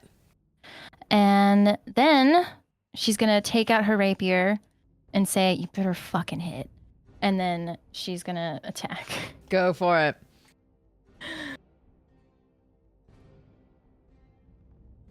16? 16 barely hits as you are able to poke it and hit it. What is your damage? Okay, so that is going to be 4, 5, 6, 7 points of piercing plus. What is it? 1d6, I think. 1d6 plus 6 points of necrotic. Nice. Alrighty. So 13 points there. All right. And with that 14 points, as you stab into it, it's almost like it's sludgy. And you can feel these vines trying to grasp at your rapier, but not quite able to get a hold of it. And with that, is there anything else you'd like to do on your turn? No, I can't do anything else. Okay, Friedrich. You don't want to move. And Friedrich, you're up. Okay, it worked really well on red. I'm going to do the same thing on blue. I'm going to upcast it, though. I'm going to cast a 5th level blight on blue, and that is a 16 con save. Disadvantage on con 2. Yes. It fails with a natural 1 thanks to that disadvantage. It takes 9d8, which I believe is 72 necrotic damage. Alrighty, as again, you see that plant start to wither and die as you almost take the life out of it with that 72. It is still standing, but barely. It looks like it's starting to wither, and it is now its go. It can't, unless you like a bonus action. I'm going to shove it. Go shove it. I'm Do going it. to try to shove it. It's not a save. 16 strength saving throw. That's an 18 on the die plus 4. Darn, it doesn't move. As you try to shove it and it doesn't move, and it's now its turn is like just rotting from the inside, like the life has been pulled out of it. It is going to take both of its attacks at Velphie since it can't reach the person who blighted it. Alrighty, that is going to be a 18 to hit. Hits. Alrighty, and then a 25 to hit. So both of these are going to hit. That is going to be 13 points of bludgeoning damage as that first attack hits. And then another 10 points of bludgeoning damage. And I need you to make 2 wisdom saving throws. So you just took 23 points. Okay, that is a 9 and a 7. You hear her screaming, "It's mine!" As you take that damage. And I need you to actually make me a strength saving throw.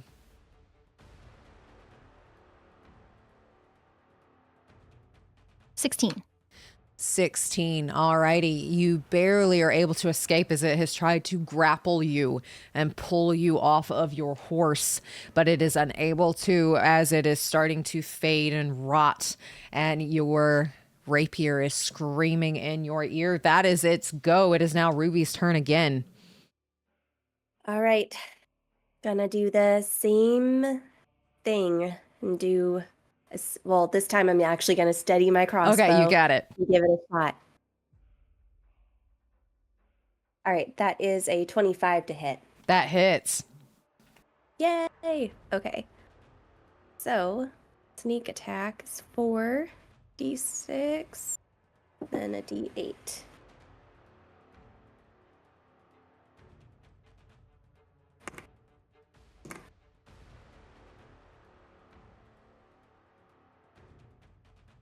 Okay, so that is 16 points of damage. Did not roll good. With that 16, it's barely holding on as you take that crossbow and you hit it pretty much right in its face. So you could tell it's struggling real bad to move, to do anything as it's barely hanging on. Is there anything else you'd like to do on your turn?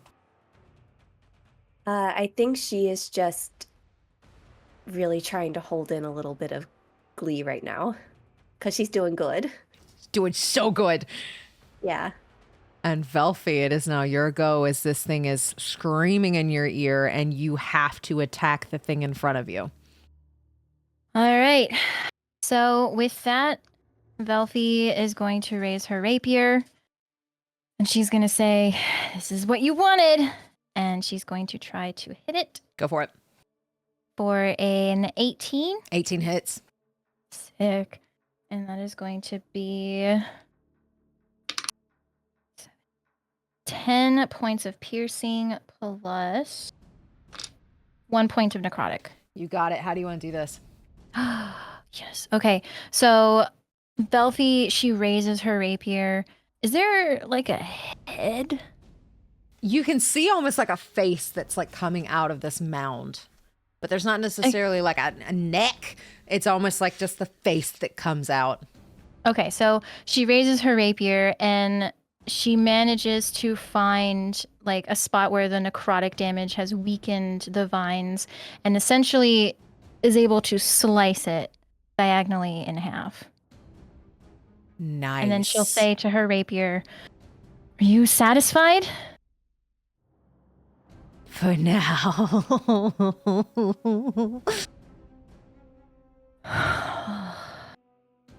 Did we hear that? The satisfied comment? Oh, did you say the satisfied comment out loud? She actually, with being like in the height of combat, probably would have said that out loud. Okay, I like that. Are you not entertained? And with that, you all are out of combat. As these shambling mounds pretty much rot and fall to ash at your feet. Velphie's gonna slam her rapier in its sheath. That happened quickly, but we made quick work of that. You all did great. Well, whatever you did with your book did a lot. It was a group effort. Every Very bit of the way. It was just normally this place is a lot. nicer. I don't know. I like this one more, if that makes sense.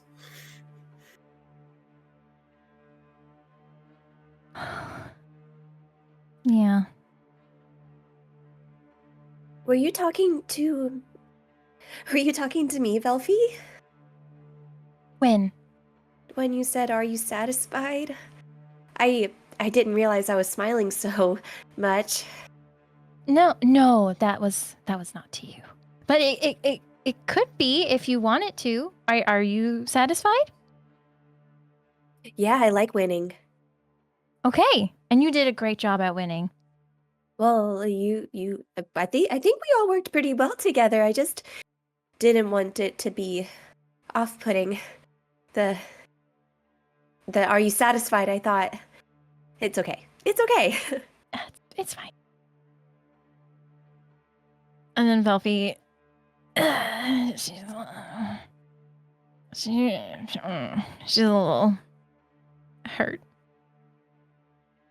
So she's just gonna kind of like keel over a little bit. Is everyone okay? I have no means of healing you, but I want to make sure you're okay. I'm good. I'm fine. Ruby, you as well? More than okay. But if anyone needs to take a rest, I don't mind. This terrain is quite nice if you think of it like a cake batter kind of place. A little smushy, squishy. Not quite baked yet. That's a good way of putting it. We've used the word off-putting a lot now, and now I just feel like we're standing in pudding. Pudding. Perhaps another good metaphor. People like pudding. Pudding and cake batter and all that sounds much nicer than where we are.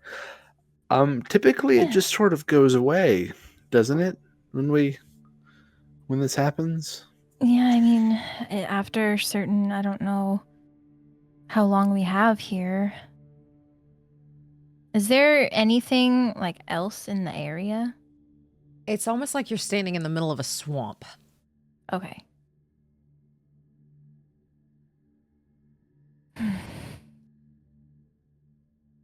So, a little rest, or should we just keep going to your bird friend's house? I mean, a rest wouldn't be bad. I agree. I don't know if Beatrice can move much in our current predicament. And I've also sort of lost my sense of direction.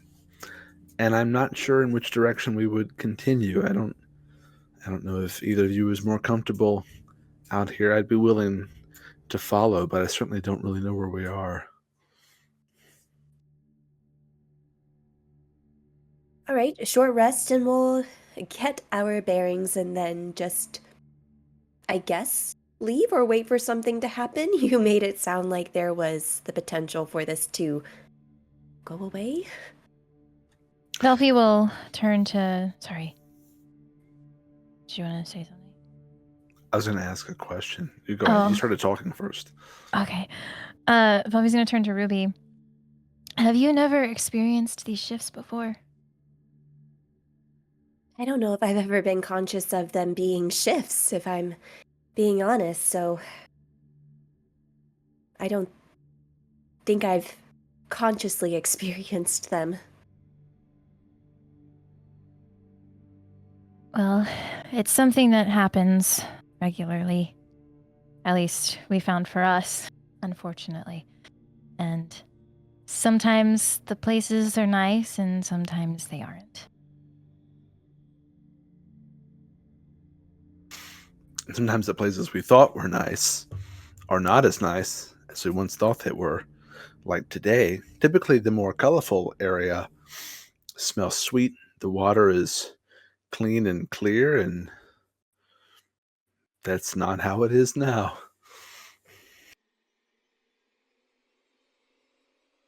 Sure is not.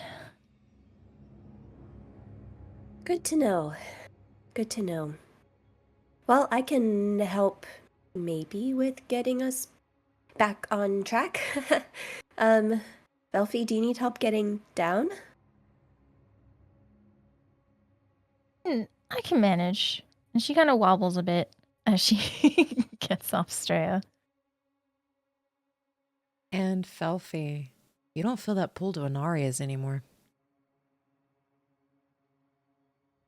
Not here. Yeah, I am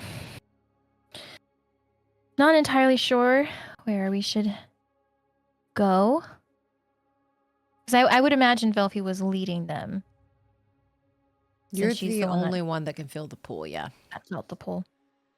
Okay, yeah.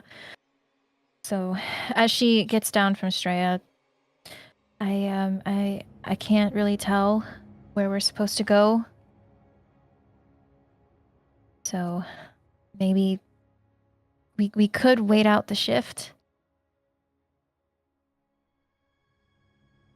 Usually it's not too long. What, maybe an hour or so? We could just sort of sit tight. Yeah. Otherwise, we can try to move. You see Well. Beatrice underneath you, like trying to pull her leg up, and she can't. I'm going to... Beatrice, this is temporary, but maybe it'll give you a bit of relief. I'm going to cast Fly on Beatrice.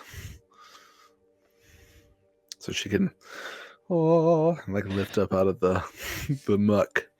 You are able to cast Fly on her, and she kind of does start levitating, and she's comfortable with it. And she just kind of like floats above the muck now, and you can tell her legs have been covered up to like here. And she just kind of floats. Give the joints a brief rest.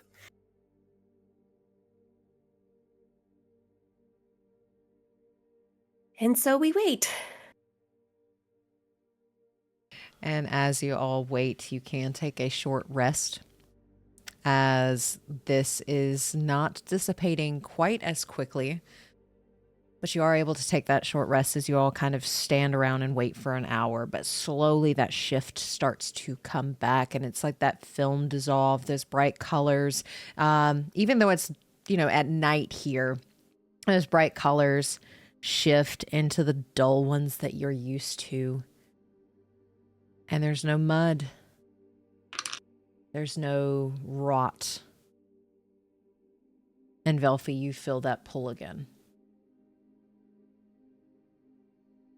As you disappear from where you once were. Okay, well, good news is, now that we're back in our regular realm, I know where to go. So, Okay, yeah. onward, my friends. During that rest, I'm going to use Arcane Recovery to get that 5th level back. And you are able to continue the path to Anaria's. Is there anything you'd like to do on the way there? Or do y'all want to just go straight there?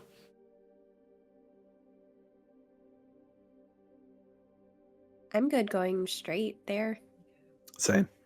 I think Velphie may actually pull up next to the professor. Do you know anything about cursed objects?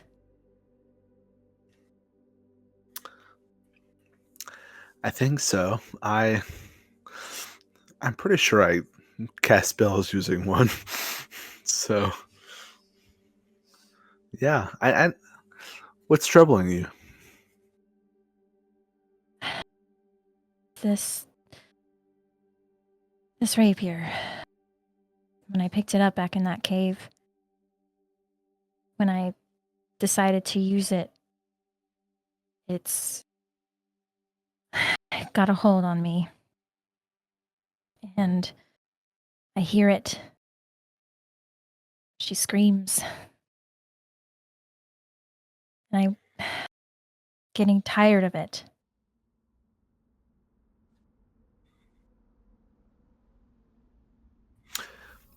Your rapier has a voice and screams at you? A lot. Is that what you meant by the satisfied comment that Ruby asked you about? Were you talking to your weapon? Yes. I was. Because when I get hurt, she gets angry, uncontrollable, and it feels like I have no control of myself and I have to continue attacking until I can't, or whatever I'm attacking dies.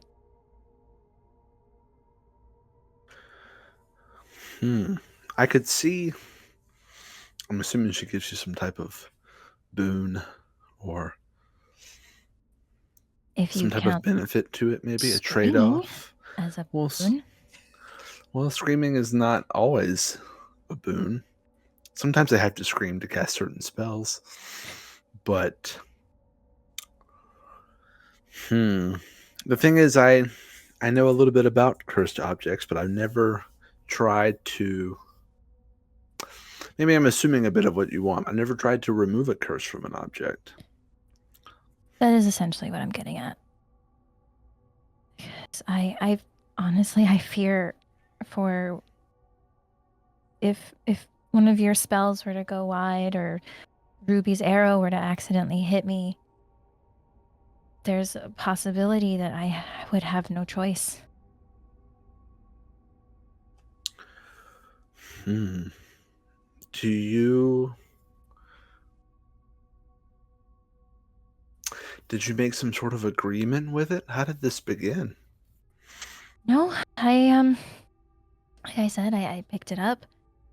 It seemed nicer than the other rapier that I had, and when I decided to make it my main weapon, it just started. It consumed and bonded with me, I guess. I don't really know how curses work. Have you tried tossing it away? I can't. The one time I was able to get it to separate from me, it was a struggle. But That was the night of the ball. But otherwise, Yeah. I don't know if you noticed, but it's on me all the time. Yeah. Do you think it'd be okay if I examined it sometime? Do not let him touch me. She doesn't want you to touch her. But you can look. Look but not touch. Okay. I may be able to discern something visually, sensing something. Maybe, maybe the next time I can try now.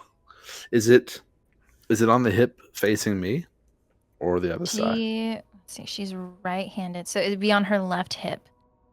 So I guess it depends on what side you're on.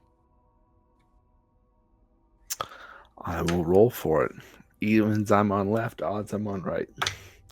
I'm on your right side. Okay. So I guess it's on the other hip. Yeah. Yeah. I'll just do a little maneuver around. And now that I know it's talking, I'm just sort of like playing it cool. I might start whistling and looking off like I'm not doing anything odd. And then can I just kind of look at it and see what I can discern, knowing that it's cursed from an Arcana standpoint? Roll me Arcana, and while you're doing that, Velphie, in your head, all you hear is, puny little fucking wizard, stay over there or I'll find a way to gut you next. Trying to get rid of me. And you just, like, if you're looking at Velphie, her eyes are wide. She's got wide eyes and an annoyed face. I rolled a 19. With a 19, you do know, it doesn't it kind of emanates like this energy from it that just, it's got like a foul taste to it. As sometimes magic has tastes. And this one's just foul, and you get the sense that it's angry. It's a malicious type of magic, like whoever whatever bound themselves to this was angry. And you know how to get rid of a curse is through a remove curse spell. That I am not capable of. That I don't think any of you have. I don't even know if wizards can cast it. And what I know what I can and can't cast? Remove curse is a cleric, paladin, warlock, wizard spell.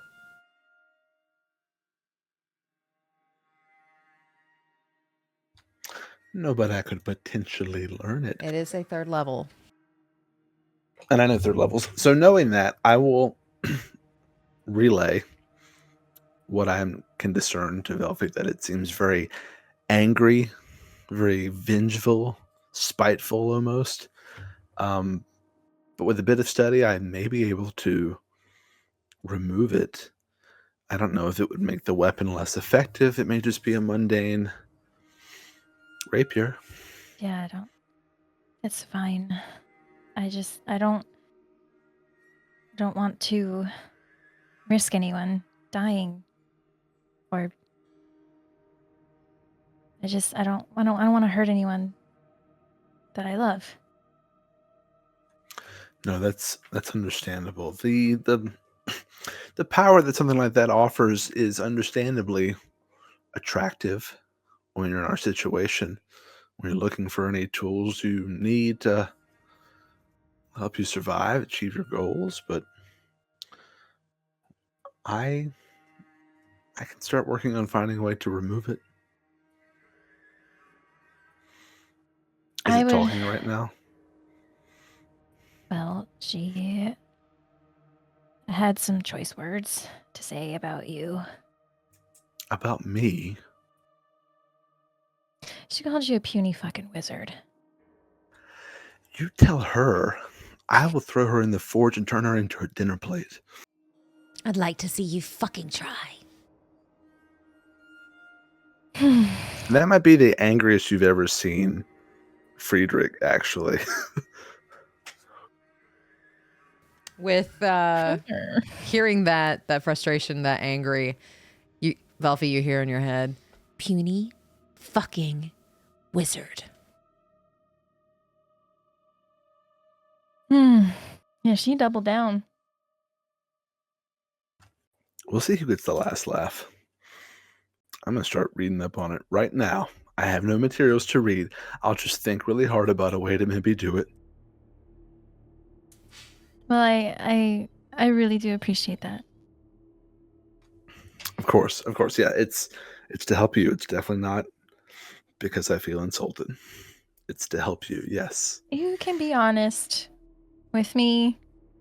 I'm trying to convince myself more than you, but we'll address it. I'll come up with a way. Okay. I appreciate you telling me. Yeah, well, I've had enough.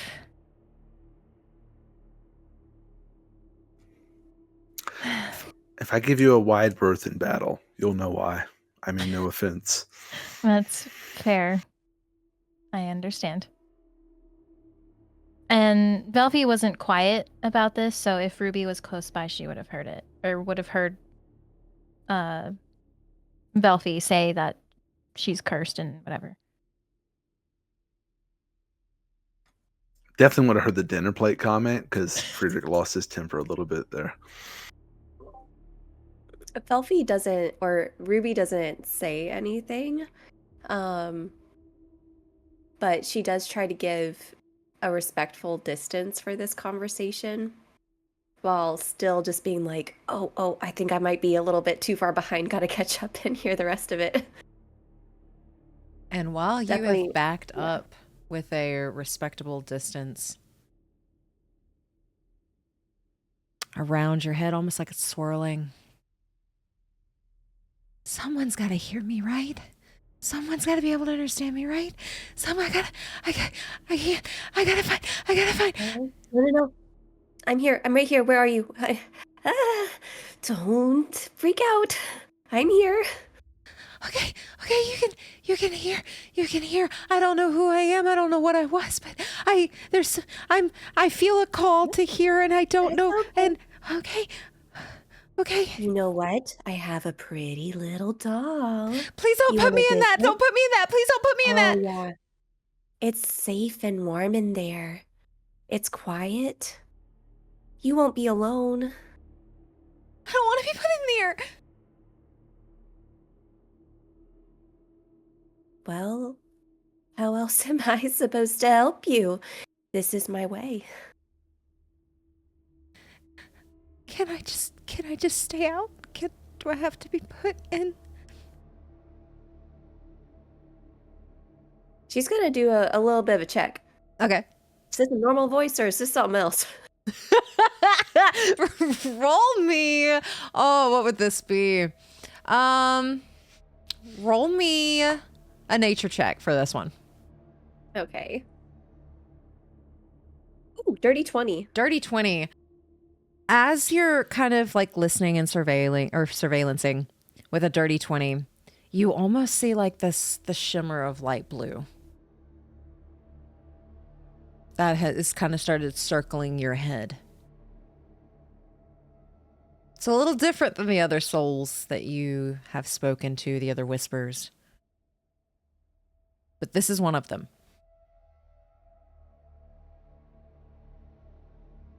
Well, it's not often that I'm able to make accommodations. I don't really know what else to do.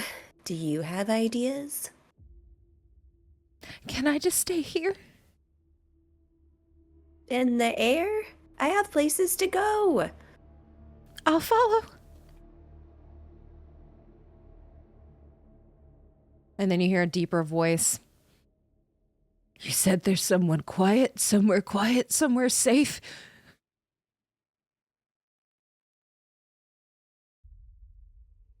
It's getting too loud. I don't know how I can help. All I know how to do is Let's put you in the doll. I'll go in a doll. I'll take the doll. All right. I have 3 available. Find the most, I don't know, accommodating one. Lil Blue.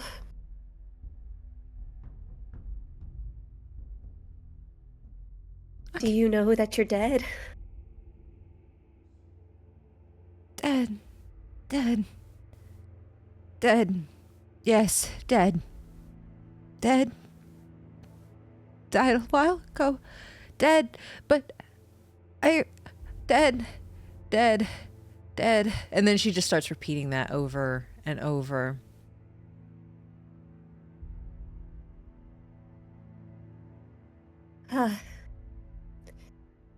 Sent her into a loop.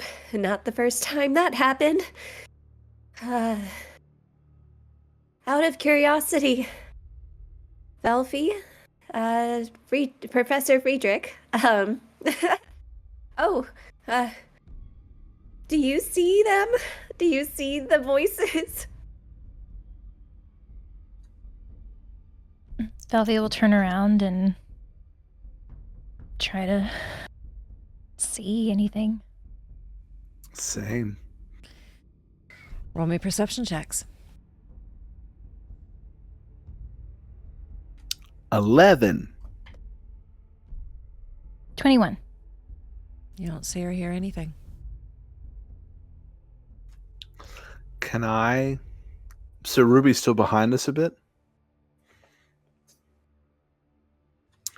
Can I sort of slow my pace a little bit to where I'm closer? And I don't see anything visually. Do I get a magical sense of anything?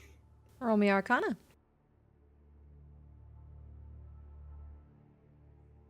17.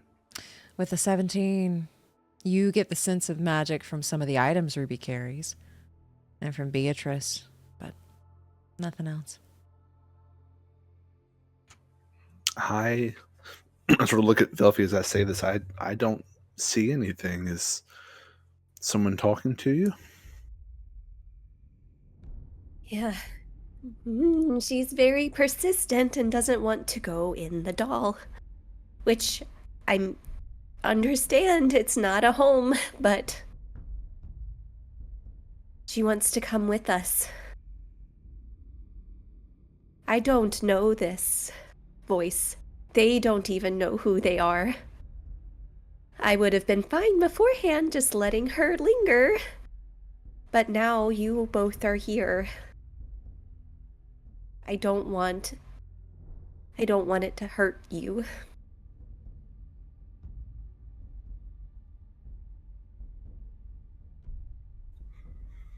I don't feel like I'm in danger of anything. Does it want anything else, or does it just want to hang around? I think she wants to just hang around.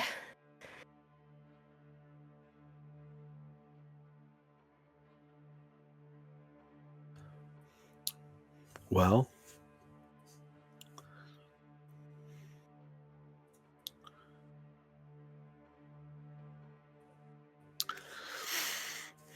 so it's just sort of a little morbidly funny that we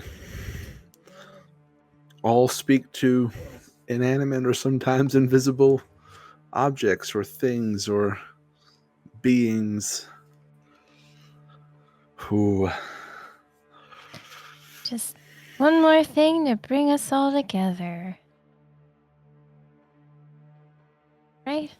You hear that masculine voice again. Can I go in the doll where it's quiet? Oh my gosh, stop. I told you you can. What does it look like when a soul enters? I think it's like whenever, a doll kind of has lost stuffing. Whenever a soul enters, it's like fully firm, I guess.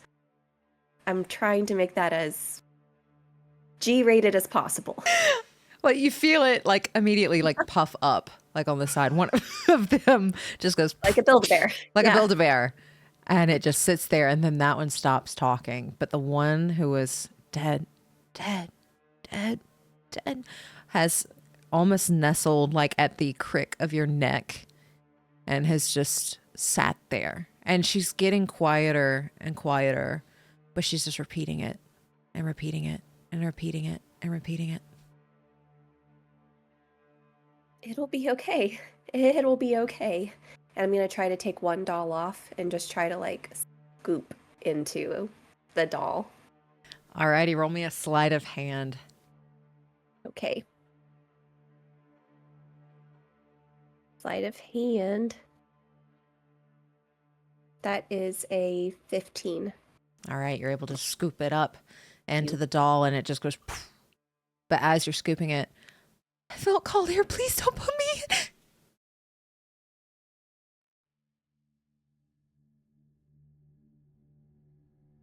I don't know if this is the right thing to do sometimes.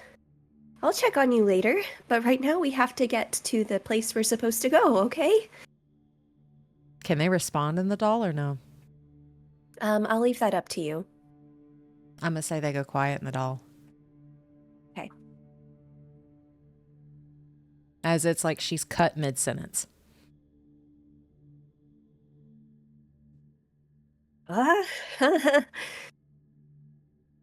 Well, you're not perfect. Still getting the hang of this. Sorry. And she'll put the doll back on. All right, I think she's fine now. I honestly do not know. A little more chatty than usual. Sorry, everything's fine now. Except for your curse, Velphie. I'm sorry about that. And Velphie, she laughs. Thank you. Yeah, sucks. But I imagine it sucks more having to hear those voices all the time. We don't have to compare. Well, that wasn't my intention. But I don't know. Well, at least, you know, you're not alone with your kind of rude weapon. She is quite rude. Ruby, was the voices speaking to you? Were they rude?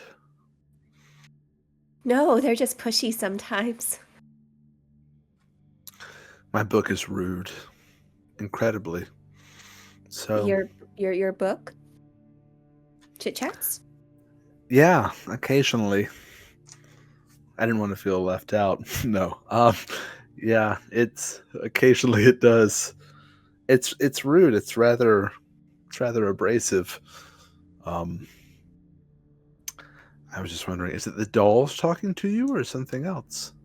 Oh, they don't talk inside the dolls, but sometimes the essence of them kind of echo in my head. That's the voices. But the one that just went in didn't seem to want to go. Is that abnormal? Since I started using the dolls, yes. So I might check on her later if I can. I don't know if I can, like, get her out. Oh well.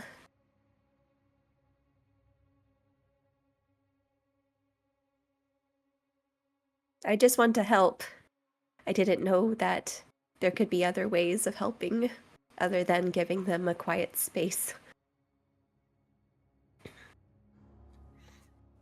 I would have thought the same. Yeah.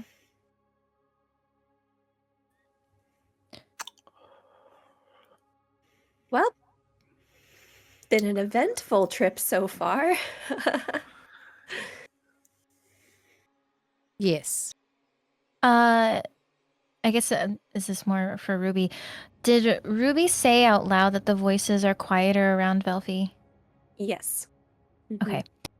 So Velphie is going to kind of hang back and she's going to ride next to Ruby. You said the voices are quieter around me? Mm-hmm. It's not often it happens, but they're quieter. Would you like me to stay here? I would, Okay. if you don't mind. And also, your rapier is stupid. You hear a growl, Velphie, from your rapier. In her head, no one likes you. At least I'm fucking useful.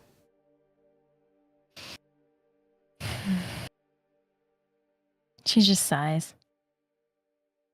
Thank you, Velphie. Yeah. Of course. Anytime. And with that, the voices do quiet as Velphie takes a step back towards Ruby, and that you can still hear them, but they're just tiny little whispers, and it's manageable. And you all continue making your way to Anaria's, and you start to see that little bubble of like wood and branches and vines that blends into the environment next to it. Pretty green. Little bits of orange as it's fall now. Very dull colors, but still there. Well, here we are.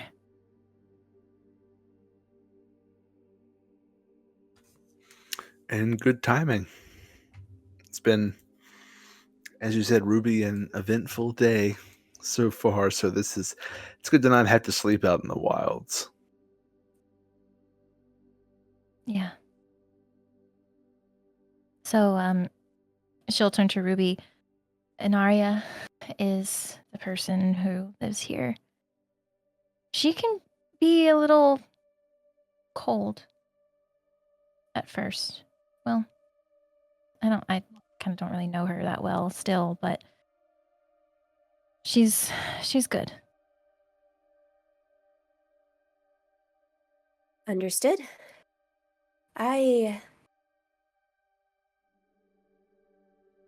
Should I put my hood up? What was how the bird, the head? What is the best way to protect oneself in this environment? Honestly, I think because I'm here, you two won't have anything to worry about. He seems to like me. Is always around you. Hooing a lot. And shitting. Oh. Mm. It's Oh, that indeed. kind of protect. I see. Yeah, I'll take it. I'll take it compared to what we could be dealing with. So maybe they won't be here. Maybe they'll be out. It's possible. She does go out a lot, so. Well, let's see. And you all walk in, and that sphere opens up for the three of you. It looks like it's about to close when the Ruby walks in because it doesn't know Ruby. But seeing that Ruby is with you two, it opens up and then closes behind. And as you continue, it is a small little cottage, very tiny, made of wood. There's a section set up as a small little stable. But as far as you can tell, she's not here.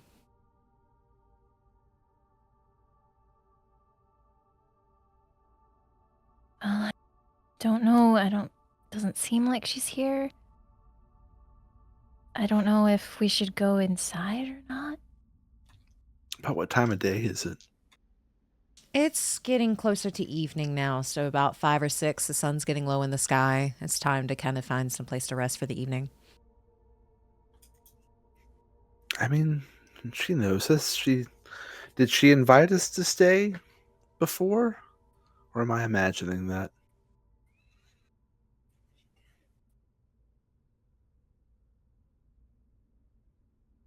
I don't know. I feel like she wouldn't have an issue. She said this house is yours as long as you need it. That's why you'll always feel a pull. Okay, well, she said this house is welcoming to us as long as we need it. So Yeah, that sounds like an open invitation. Yeah, and I think we're good to head inside.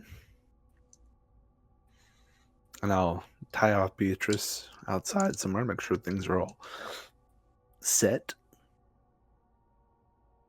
and Velphie will get off and lead Straya to the trough feeding area, and I guess make her way inside.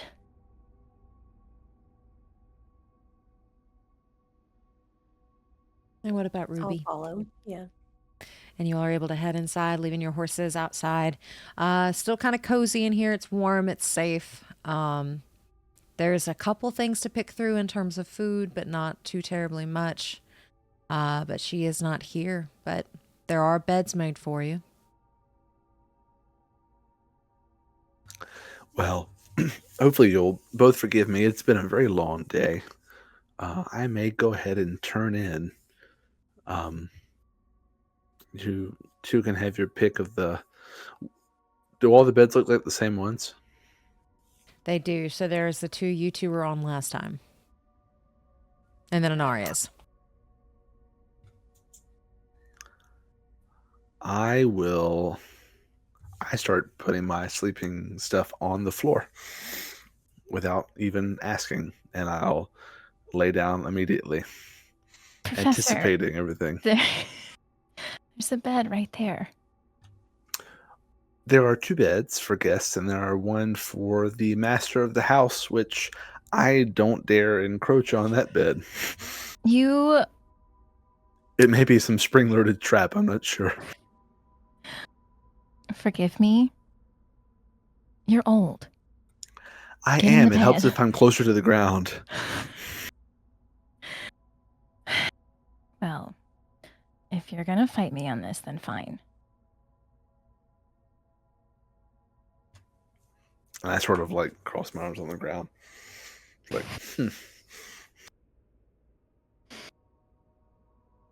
Well, Ruby, I guess pick a bed. Not that one. She points to Anari's bed. Right, the master of the house and a spring trap. I wasn't planning on it, although it's an interesting idea. Yeah. Yeah, totally. I don't know if it's spring-loaded, but the first time we met this woman, she trained her bow on us before we saw her face. So I feel like she's very cautious. Admirable. Well, Velphie, I'll take the bed that you don't want. I guess that's how it works. And Velphie will just go over to the one on the left. And these are very soft, created with druidic magic. Is there anything you all want to do before you go to sleep?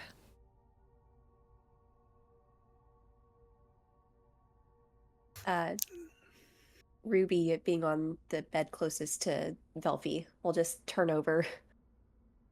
Hey, Velphie. Yeah. Before I go to sleep, I just want to check on that one soul, but since it's a little different, will you make sure that no mystical funny business happens? Yeah, I'll do what I can. Thank you. Of course. And she'll pull out the little blue souls doll. I've never done this before. Not without them trying to come out. And she'll give it like a couple little pats. And then just give a slight pause. And then pull it into like an embrace on her heart. And that soft fog begins to like kind of come from around her body as she just whispers, I promise I will try to help. But you have to do your best, okay? And that voice, almost like it leaks out of the doll and you can feel it deflate. How do I do my best?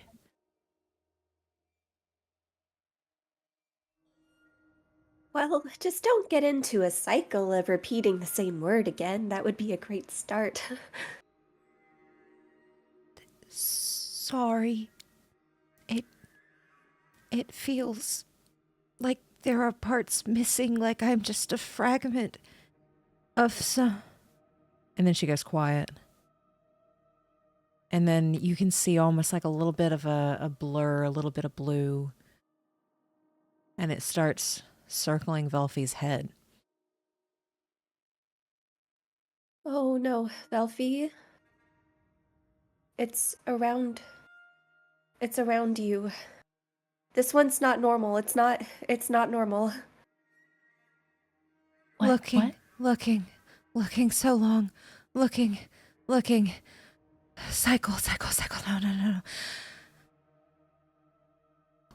And then it's like, it just keeps spinning. Hang on. All right, what are you looking for? You have to play nice. Don't do anything to my friend. Friend. Good. Friend. Something.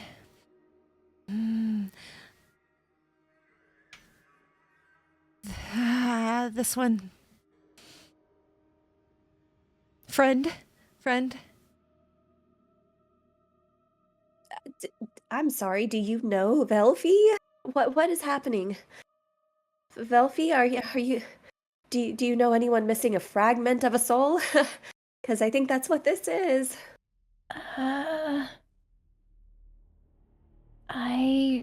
Fragments, no. Velphie. Why does that sound so familiar? And then it just pauses and it comes back and it rests, like you can almost feel it sitting on the back of your neck. I don't know what to do. Can I sit here a while?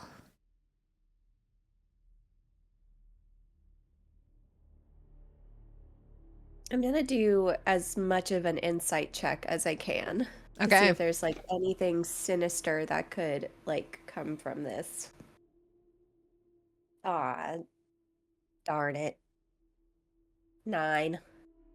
It doesn't seem sinister at all. It seems like it's lost.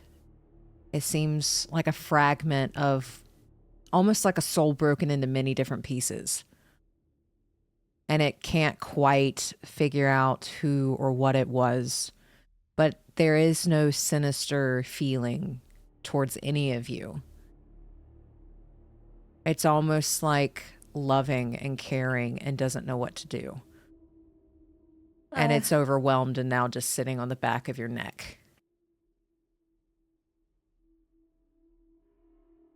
All right, it's not with you anymore, Velphie. It's back over here. All right. I promise it is. I am not. This is real. No, I believe you. Are you okay?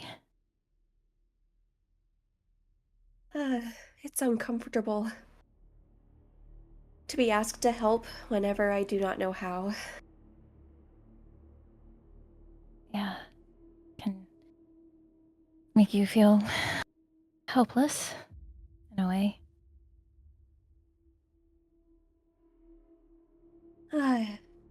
This one is different. I don't know if it really knows you or not, but it said you sounded familiar. It doesn't want to go back in the doll. And I feel a little bit weird shunting one of your potential, I don't know, dead friends in an inanimate object.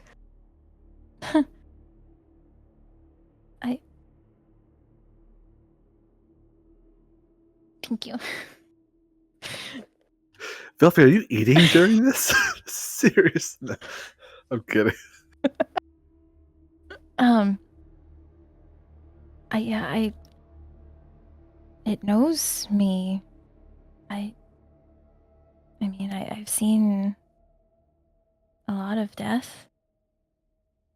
I don't know.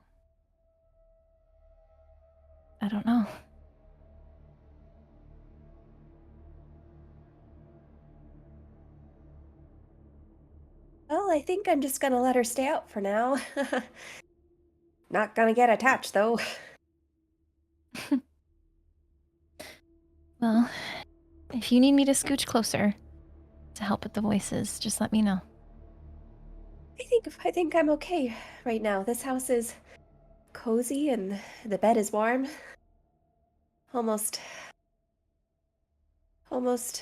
kind of like a bed you would hope would be waiting for you. If I ever meet Anaria, I will give her thanks. Wow, it's very cozy. All right. If only there wasn't a little fracture of a soul sleeping right under my neck. Sorry. Everyone has their demons. Just how you deal with them. Yeah. Am I a demon? There's good and bad demons. Don't worry about it. Okay.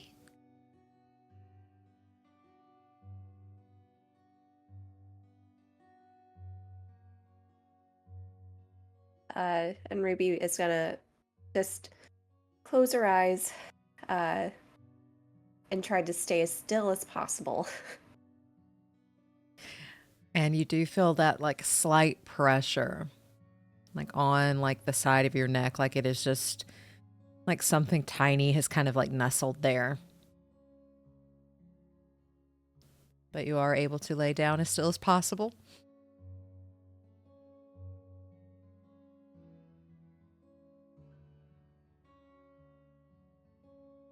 Velphie's gonna take out her wooden fox. Uh-huh. And since I guess it's a smaller place and a quieter voice, she's gonna say, I'm sending you a goodnight kiss, but this one isn't for your lips. It's for, well, you'll figure it out. Sweet dreams.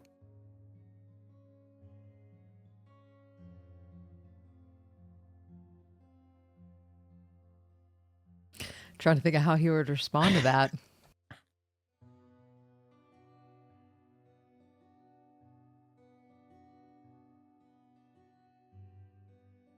It takes him a few moments. And you can tell he's flustered. And you can tell he's also trying to whisper because Beltov is probably somewhere nearby. I'll make sure to return the favor.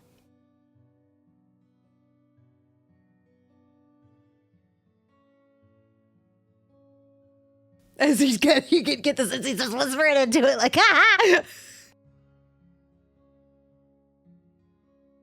She smiles, she is blushing, and she pockets the fox and just kind of snuggles in.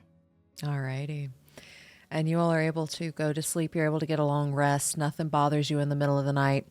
For both Ruby and Velphie, you get a D4 that you can add to any roll because you slept on one of Anaria's beds. You have a day a day guidance. There we go. That you can use on a roll if you would like to. And you all wake up, you feel refreshed. Is there anything you want to do this morning or are y'all heading out?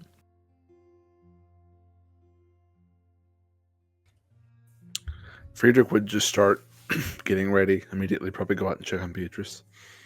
Okay.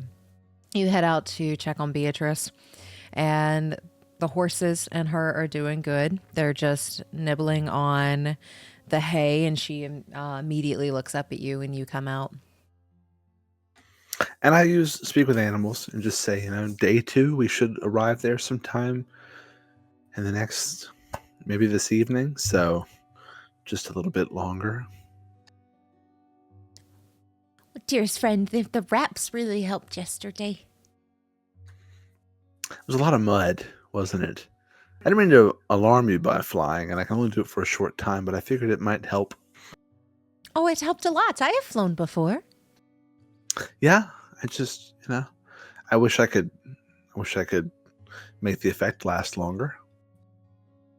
It's okay. I'm sure you understand what it feels like. Yeah. Maybe after all this is done, we'll get a desk duty or something. A desk duty. Where you sit around and write scrolls and drink tea and chit-chat, gallivant. That feels very much like, oh, what's the word? Deja vu. You've experienced something like that before? I don't know. Or I guess you feel like you have. It feels peaceful. Yeah, I imagine it is. I mean, I used to do a little bit of that myself. So that'll be what we look forward to then. I look forward to it. Desk duties with the bestest friend. Yes, a lovely tea-filled retirement. Tea! And I'll get everything ready to go out there. All right, you're able to get everything saddled up. How are Ruby and Velphie waking up today? I think Ruby is going to just look for like a scrap piece of cloth to try to make kind of like a little soul holder, kind of like a little hammock? wrap for it. Yeah. I love it. Yeah, you're able to find many like pieces of cloth and everything in here.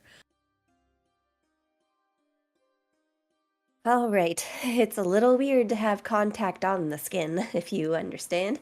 It's not a doll, but it's something. You want to come in the hammock? It's cozy. It does look cozy. Okay, I'll be safe there. You won't throw me away there? Sure.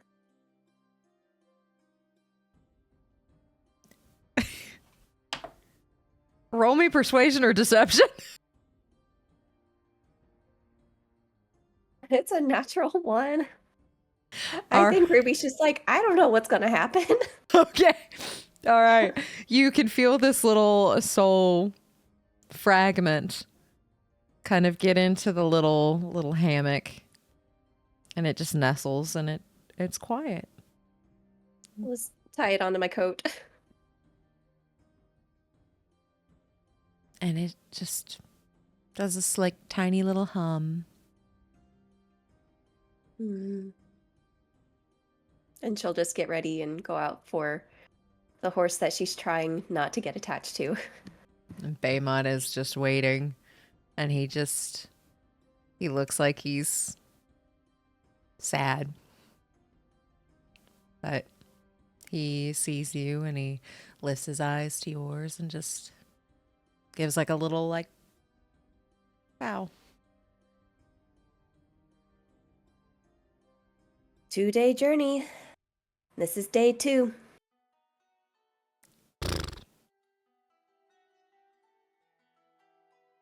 And she'll just saddle up. And with that, Velphie, how you starting your morning? She wakes up really groggy because this is way too early. And she's just getting ready, gathers her stuff, makes her bed, and is there a piece of paper and a pen or quill? Yeah, I'm gonna say you can find paper and pen. Okay. So it's very, very simple message. She's just gonna say thanks. Write it, fold it, leave it on the table. And walk out, go to Straya, And she'll reach into her bag of holding and pull out a little sugar cube. Place it on her tongue. She gobbles it up and then immediately sticks her tongue back out. Can't give you any more if you want them to last. And she just bleps. You're so cute. You're the cutest. And with that, you all are able to get saddled up and ready to go. Well, one of you roll me a d20 for the day. Go for it. As we are riding out, Velphie has a few things she would like to say. My friends, today we don't just face a challenge. We face an opportunity. An opportunity to prove that together we are stronger than any foe, braver than any fear, and most importantly, brighter than any darkness. We are all a vital thread in the tapestry of this story. And together, we weave a tale that will echo through the ages. So, as we lift our heads and ready our hearts, let's show the world what legends are made of. And you all can get 13 HP. Dang. Enthusiastic applause. Temporary, yeah. Thank y'all. From Friedrich. Slow clap. It was incredible. I've missed that inspiration in my life. What can I say? I got a little inspired last night, so. Is that I fell right asleep. Is that a poem that you memorized? What? I kind of, in my downtime, I write in my journal a lot. I find that if I give inspiring speeches, it tends to bolster and make us feel good. So I come up with little speeches that I can say and share with you and hopefully make you feel a bit better, a bit braver, a bit stronger. I really don't know what to say. You wrote something really beautiful, and it wasn't even a eulogy.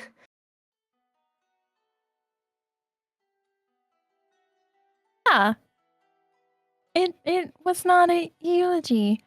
I can see eulogies being beautiful though. Like, Oh, they are. It's just that you only hear them when someone dies. To get words of beauty and encouragement at any time, I think didn't know that was possible, or people really did that. Yeah. I do appreciate it. Thank Yeah. you. Of course. Words can be beautiful outside of death.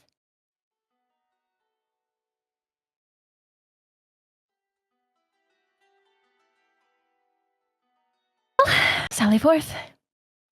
And with that, somebody roll me a d20. I can do it. Do it. I believe in you. 10. Roll me a d6. Okay. 9s and 10s are scary because you're like, it could go either way. I know. 5. Okay. All right. With a Why? What's so funny about this? with the 5. All right. As you all continue your day towards Esarora, you know you'll be there by nightfall. You continue your journey. It is a little foggy today as some of the steam, the morning steam comes up. And is there anything you'd like to do as you are riding there?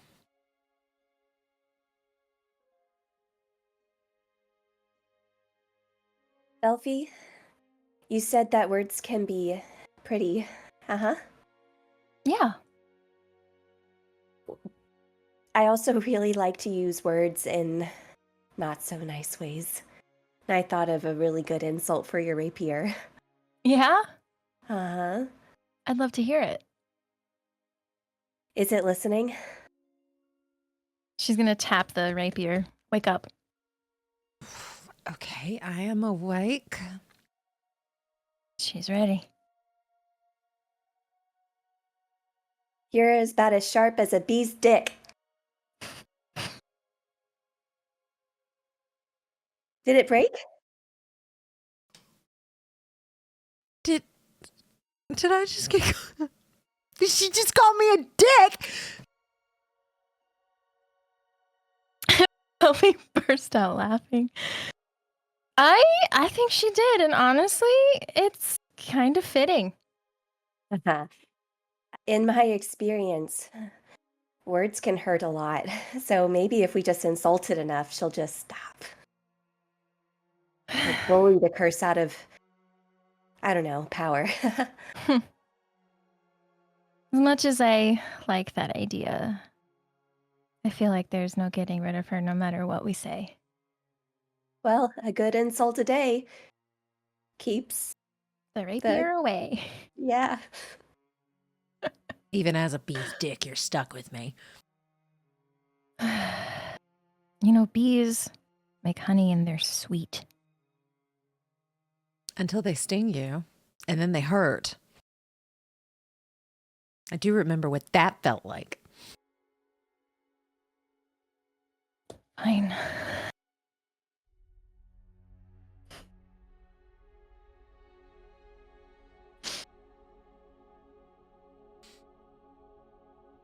And she just shuts up. Well, I guess it did the trick a little bit. But it took me a long time to think of it. And it was usually great. I'm usually pretty slow whenever it comes to comebacks, so I really had to think and get ahead of the curve, you know? Yeah, no, I understand that. I have a book of insults myself. So, yeah. I get it. Lots of good books here. Yeah. Well, it was a good comeback. So, good job. Thank you. I'll keep following you since you two have been here before. Yeah. Lead the way, Professor. Oh yeah, because y'all were behind. We were not together, I think. I didn't hear the whole B comment, did I? Would it have been loud enough for him to hear? She was speaking to an inanimate object, so I don't think she was whispering. I think she used a little bit of force to be like, I need you to hear this. But I may not hear the context I just hear Ruby scream that out. And as I'm just like, I didn't even realize bees. Okay. Well, I'm not a bee anatomy professor. I'll just keep riding forward. A beenus? Would it be it?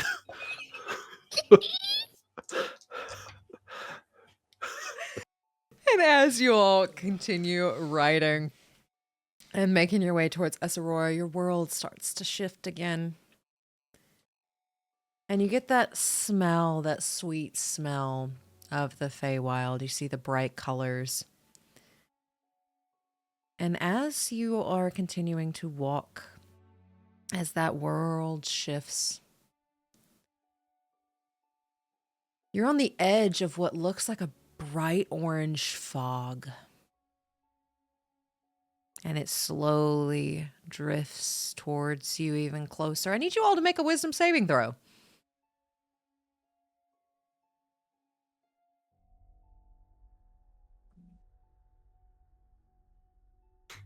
$24. 19. 10. Alrighty.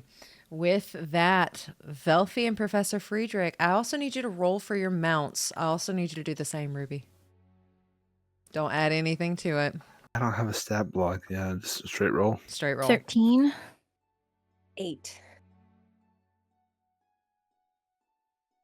Natural 20 for Beatrice. Alrighty. So as that orange fog makes its way towards you, Professor Friedrich, Beatrice, and Velphie, you're fine. as you take in that smell. And it smells like, you don't know what an orange is, but it smells like oranges and fruits of all different kinds, citrusy. It's nice. It's warm. But Ruby, Baymont, and Straya, I need y'all to roll a D100. Oh, jeez. And one at a time for me.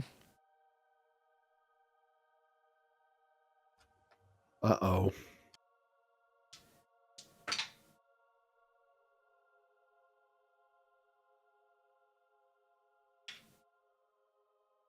$80. 80. All right, for Straya and 80. Velphie, underneath you, you feel Straya's body start to morph. And it's almost like her bones start to shift. You're no longer sitting on a horse. You are now sitting on a giant crab.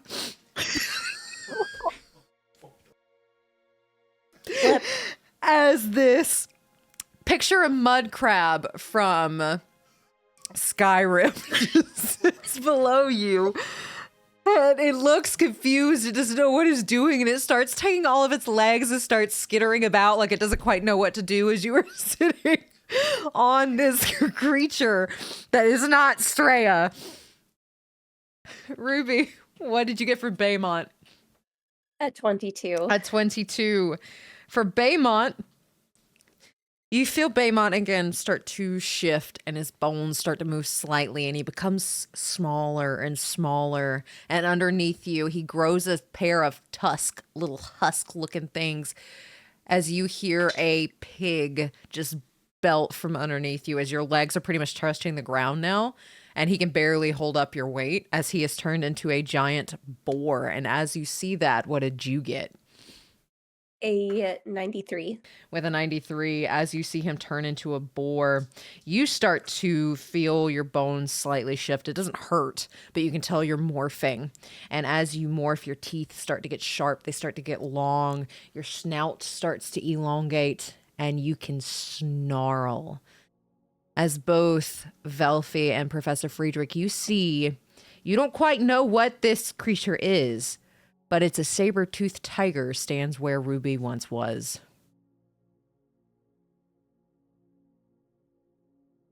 As 3 out of the 6 of you are now something else entirely, as this orange fog makes its way over you. Professor? Beatrice and I seem to be okay. Ruby, you look different. Can you understand us? So, Ruby, you take on a saber-tooth game statistics. Okay. However, you retain your own mental statistics, alignment, and personality, so you can understand them. She'll nod her head and she's like checking out her teeth. Like she doesn't look mad. I guess Velphie is still skittering across. Straya's intelligence is pretty damn low, so yeah, she doesn't know what's happening, so she's just kind of going back and forth. She has tripped a couple times because she's got like a few more legs than she's used to, and she's just kind of like laid down now, and you see like this crab's like arms are just kind of outstretched as you're on its back, and it's got these little beady eyes at the top that just keep like going to the side, but it stopped moving. She's like patting it and trying to like comforting rubs and just, you're okay. You're okay. You just have extra legs and claws. Now you're okay. It's fine. And she just kind of looks up at the professor. I have no idea how to approach this situation. This has never happened to me before.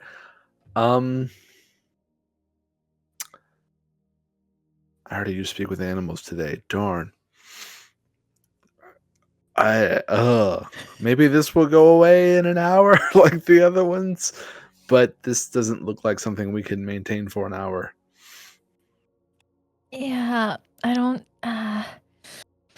know. Do we stay here until it potentially stops, or do we try to lead our menagerie towards Esarora? Is there a saber-toothed tiger riding a boar right now? I think the saber-toothed tiger would be a little too big, so I think you're kind of like hovering over the boar at the moment, and the boar looks scared shitless. If I move, does it look like the boar's gonna run? Seeing that no one else is running, roll me an animal handling check with your statistics. Okay, that's not the worst. Okay. 18? With an 18, he's kind of looking around and like seems really nervous, but no one else really seems to be running away, so he's like shaking, but he's not gonna go anywhere. She's just gonna like kind of just sidestep off of the boar and just calmly lay down.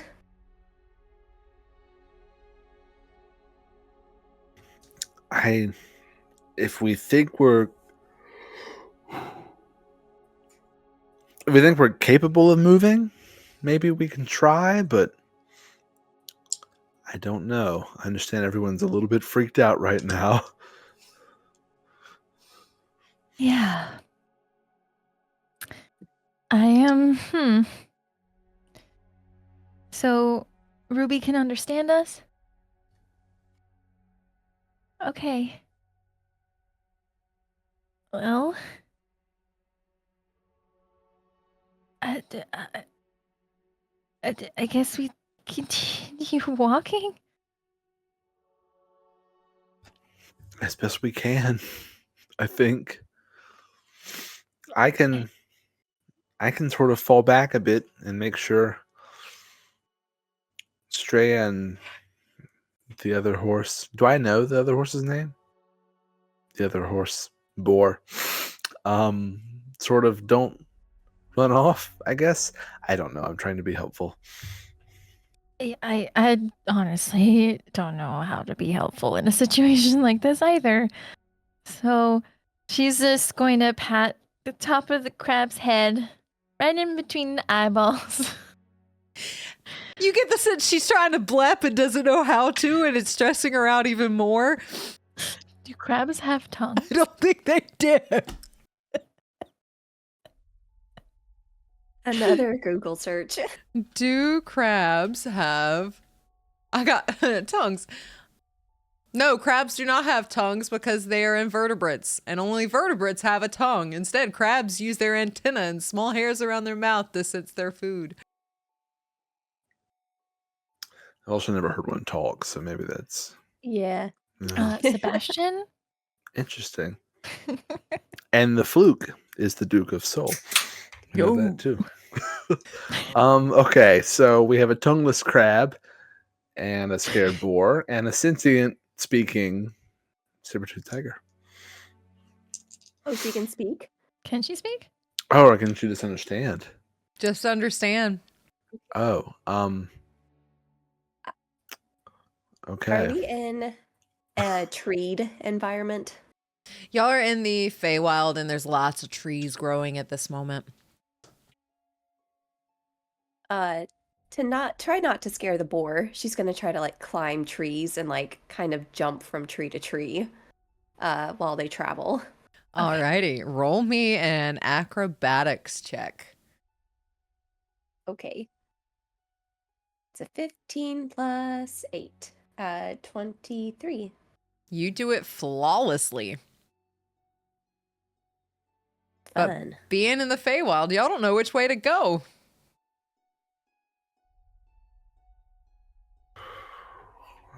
No, I don't really want to just keep... I mean, we could just keep walking if it calms everyone's nerves. Well, we were climbing. going in that direction before this happened, right? So maybe we continue in that direction. right? That's as good a plan as any. Yeah, we can just keep going, and eventually it will probably wear off. All the other effects have. Yeah. And we'll be where we need to be, and everything will be fine. It'll be fine. Everything will be fine. We'll all be ourselves. Roll me an acrobatics check, Velphie, for Straya to see if she can even keep her legs underneath her. Oh no. Do I use my stats? Just a straight D20 for that one, I think. Okay. I don't think horses have a good acrobatics. Well, she got a 16. Okay, she slowly manages to get her feet up under her as you just have those little eyeballs going each way. You're doing great. You're doing great. She's the best crustacean. Best crustacean. And Have we seen a crab before? You just said we didn't know what oranges are. I'm thinking we haven't seen crabs. I don't know what a crab is. Okay. I don't know what this is or what you are. But you're still my Straya. It's fine. You're fine. It's fine. And around this time, the environment around you starts to shift. Those bright colors start to go away. And you're back on your realm. But the magic still remains. Okay. Can I go up to whatever transmutated creature is closest to me and get some sort of sense of what might be causing this? Yeah, roll me Arcana.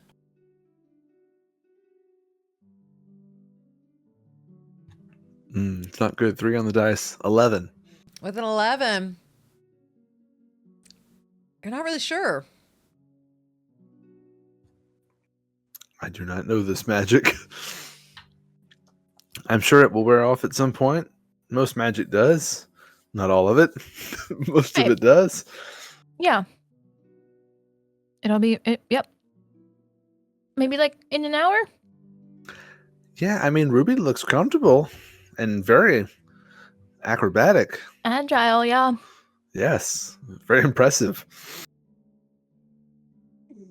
She's like scratching at trees too. Like she's having a good time.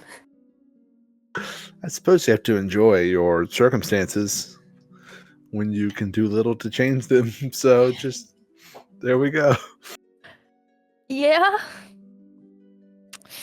Well, okay. I guess we sally forth and hope everything stops soon. That's the best I can think of. Yeah, we'll just, and I'll saying that out loud where Ruby can hear us as well. And we're just going to keep going and see what happens. She's gonna try to let out a small roar. Roll me intimidation to see how well you roar. Ooh. Okay. Am I good at intimidation? Is it 16? 16. That's a pretty ferocious roar. That's Okay, pretty we don't have to good. keep going. We can wait. We can do whatever you would like to do. Yeah, she's just bounding ahead. The board just shakes, but then follows. Oh, As he just stays no. close to the herd. As he doesn't quite know what to do. no. Okay. But with your menagerie, you were able to continue towards Esarora. And after about 3 hours, that magic starts to dissipate. And you can feel like the bones start to move where they're supposed to. And it doesn't hurt, but you very quickly become back into your usual form. And your teeth shrink. Oh, okay. See, everything fine.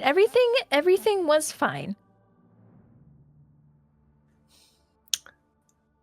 Is everything fine? Ruby, how are you feeling? That was a really good time, if you ask me. I would do it again. I've always wanted to change into an animal. Shadowfen, where dreams come true. I mean, I'm glad it was a pleasant experience. It was a bit scary, but that's the oddest one I think I've come across. Yeah, I would have to agree. Yeah, and she just pats Streya's neck and is just like trying to comfort her. Stray is back to sticking her tongue out like it is the most blessed thing in the world that she could do it again. Oh yeah. Horse. I'm not gonna eat you. Come here. He's kind of got this wide-eyed look, and he does make his way over, and he just kind of looks at you like, okay. Give him a little pet and a smile with no fangs. He gives his little head a bow, and he looks like that is the most entertainment he's had in a while, and he doesn't look quite as heartbroken as he has been. All right. Horse is good. Okay. I don't think we have too much further. What time of day is it? It is about 3 p.m, so you can guesstimate you probably have maybe 3 more hours left to get there.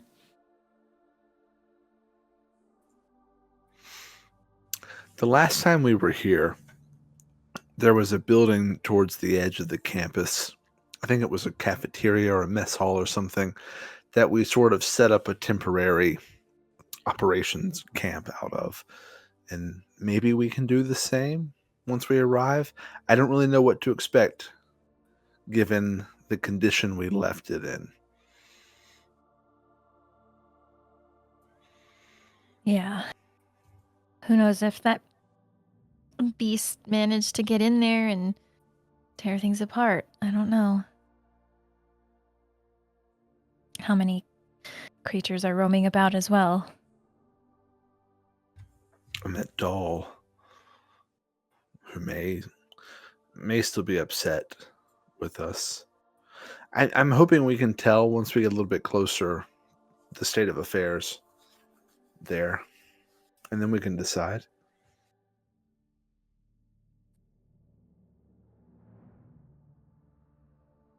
I'll follow your lead. I've not been here before.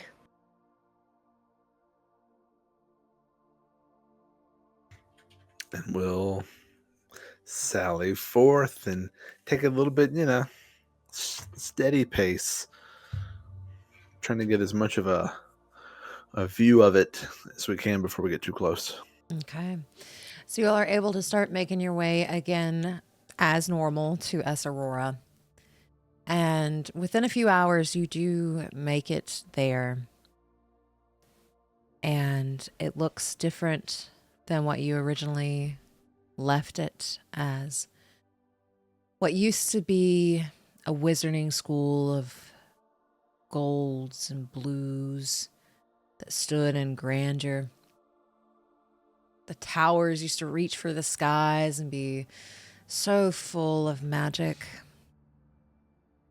It was crumbling the last time you were here.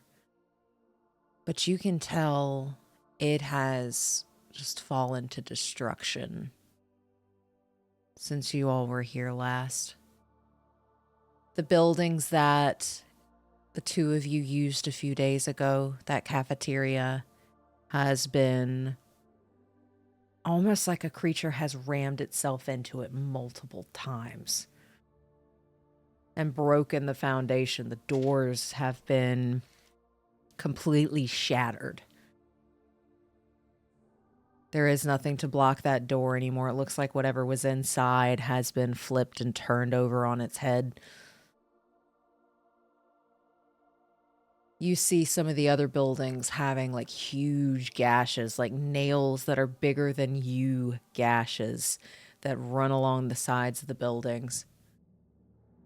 Some of them have collapsed under the weight of the foundation being broken as something has just rampaged through this area. You do not see any of the monstrosities that were roaming the last time you were here. Roll me a perception check, all of you, if you would.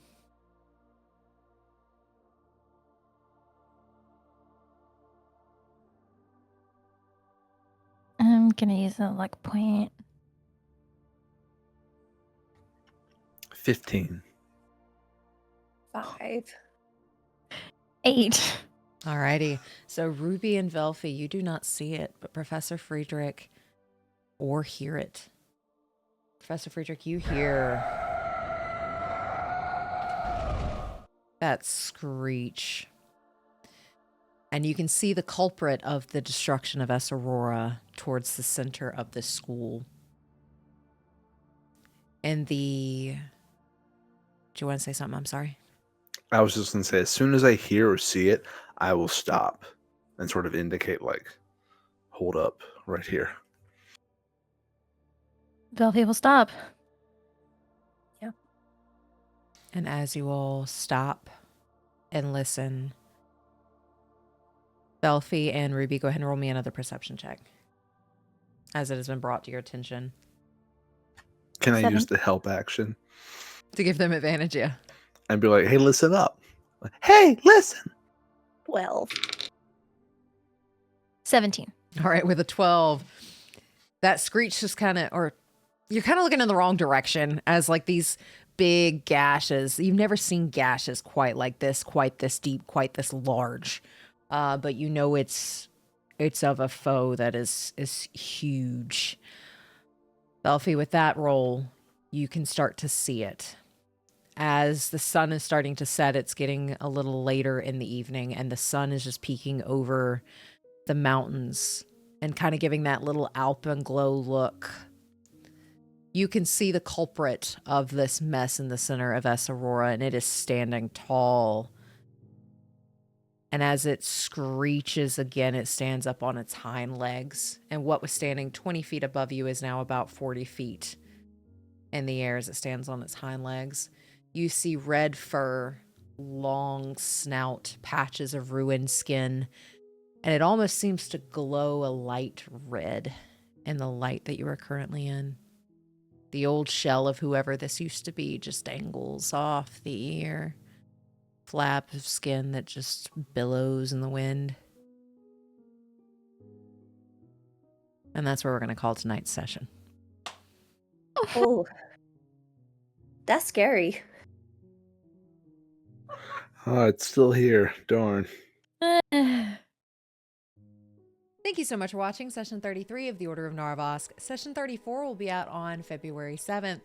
Please make sure to check out our players' social media accounts as well. They are wonderful and they deserve your support. And if you're interested in merch, you can find the link in the description below. Lastly, if this is the kind of content you enjoy, please press that like button, subscribe, and ring that bell. That way you get notified when Session 34 comes out. Be the light that drives out the darkness, adventurer. We'll see you soon.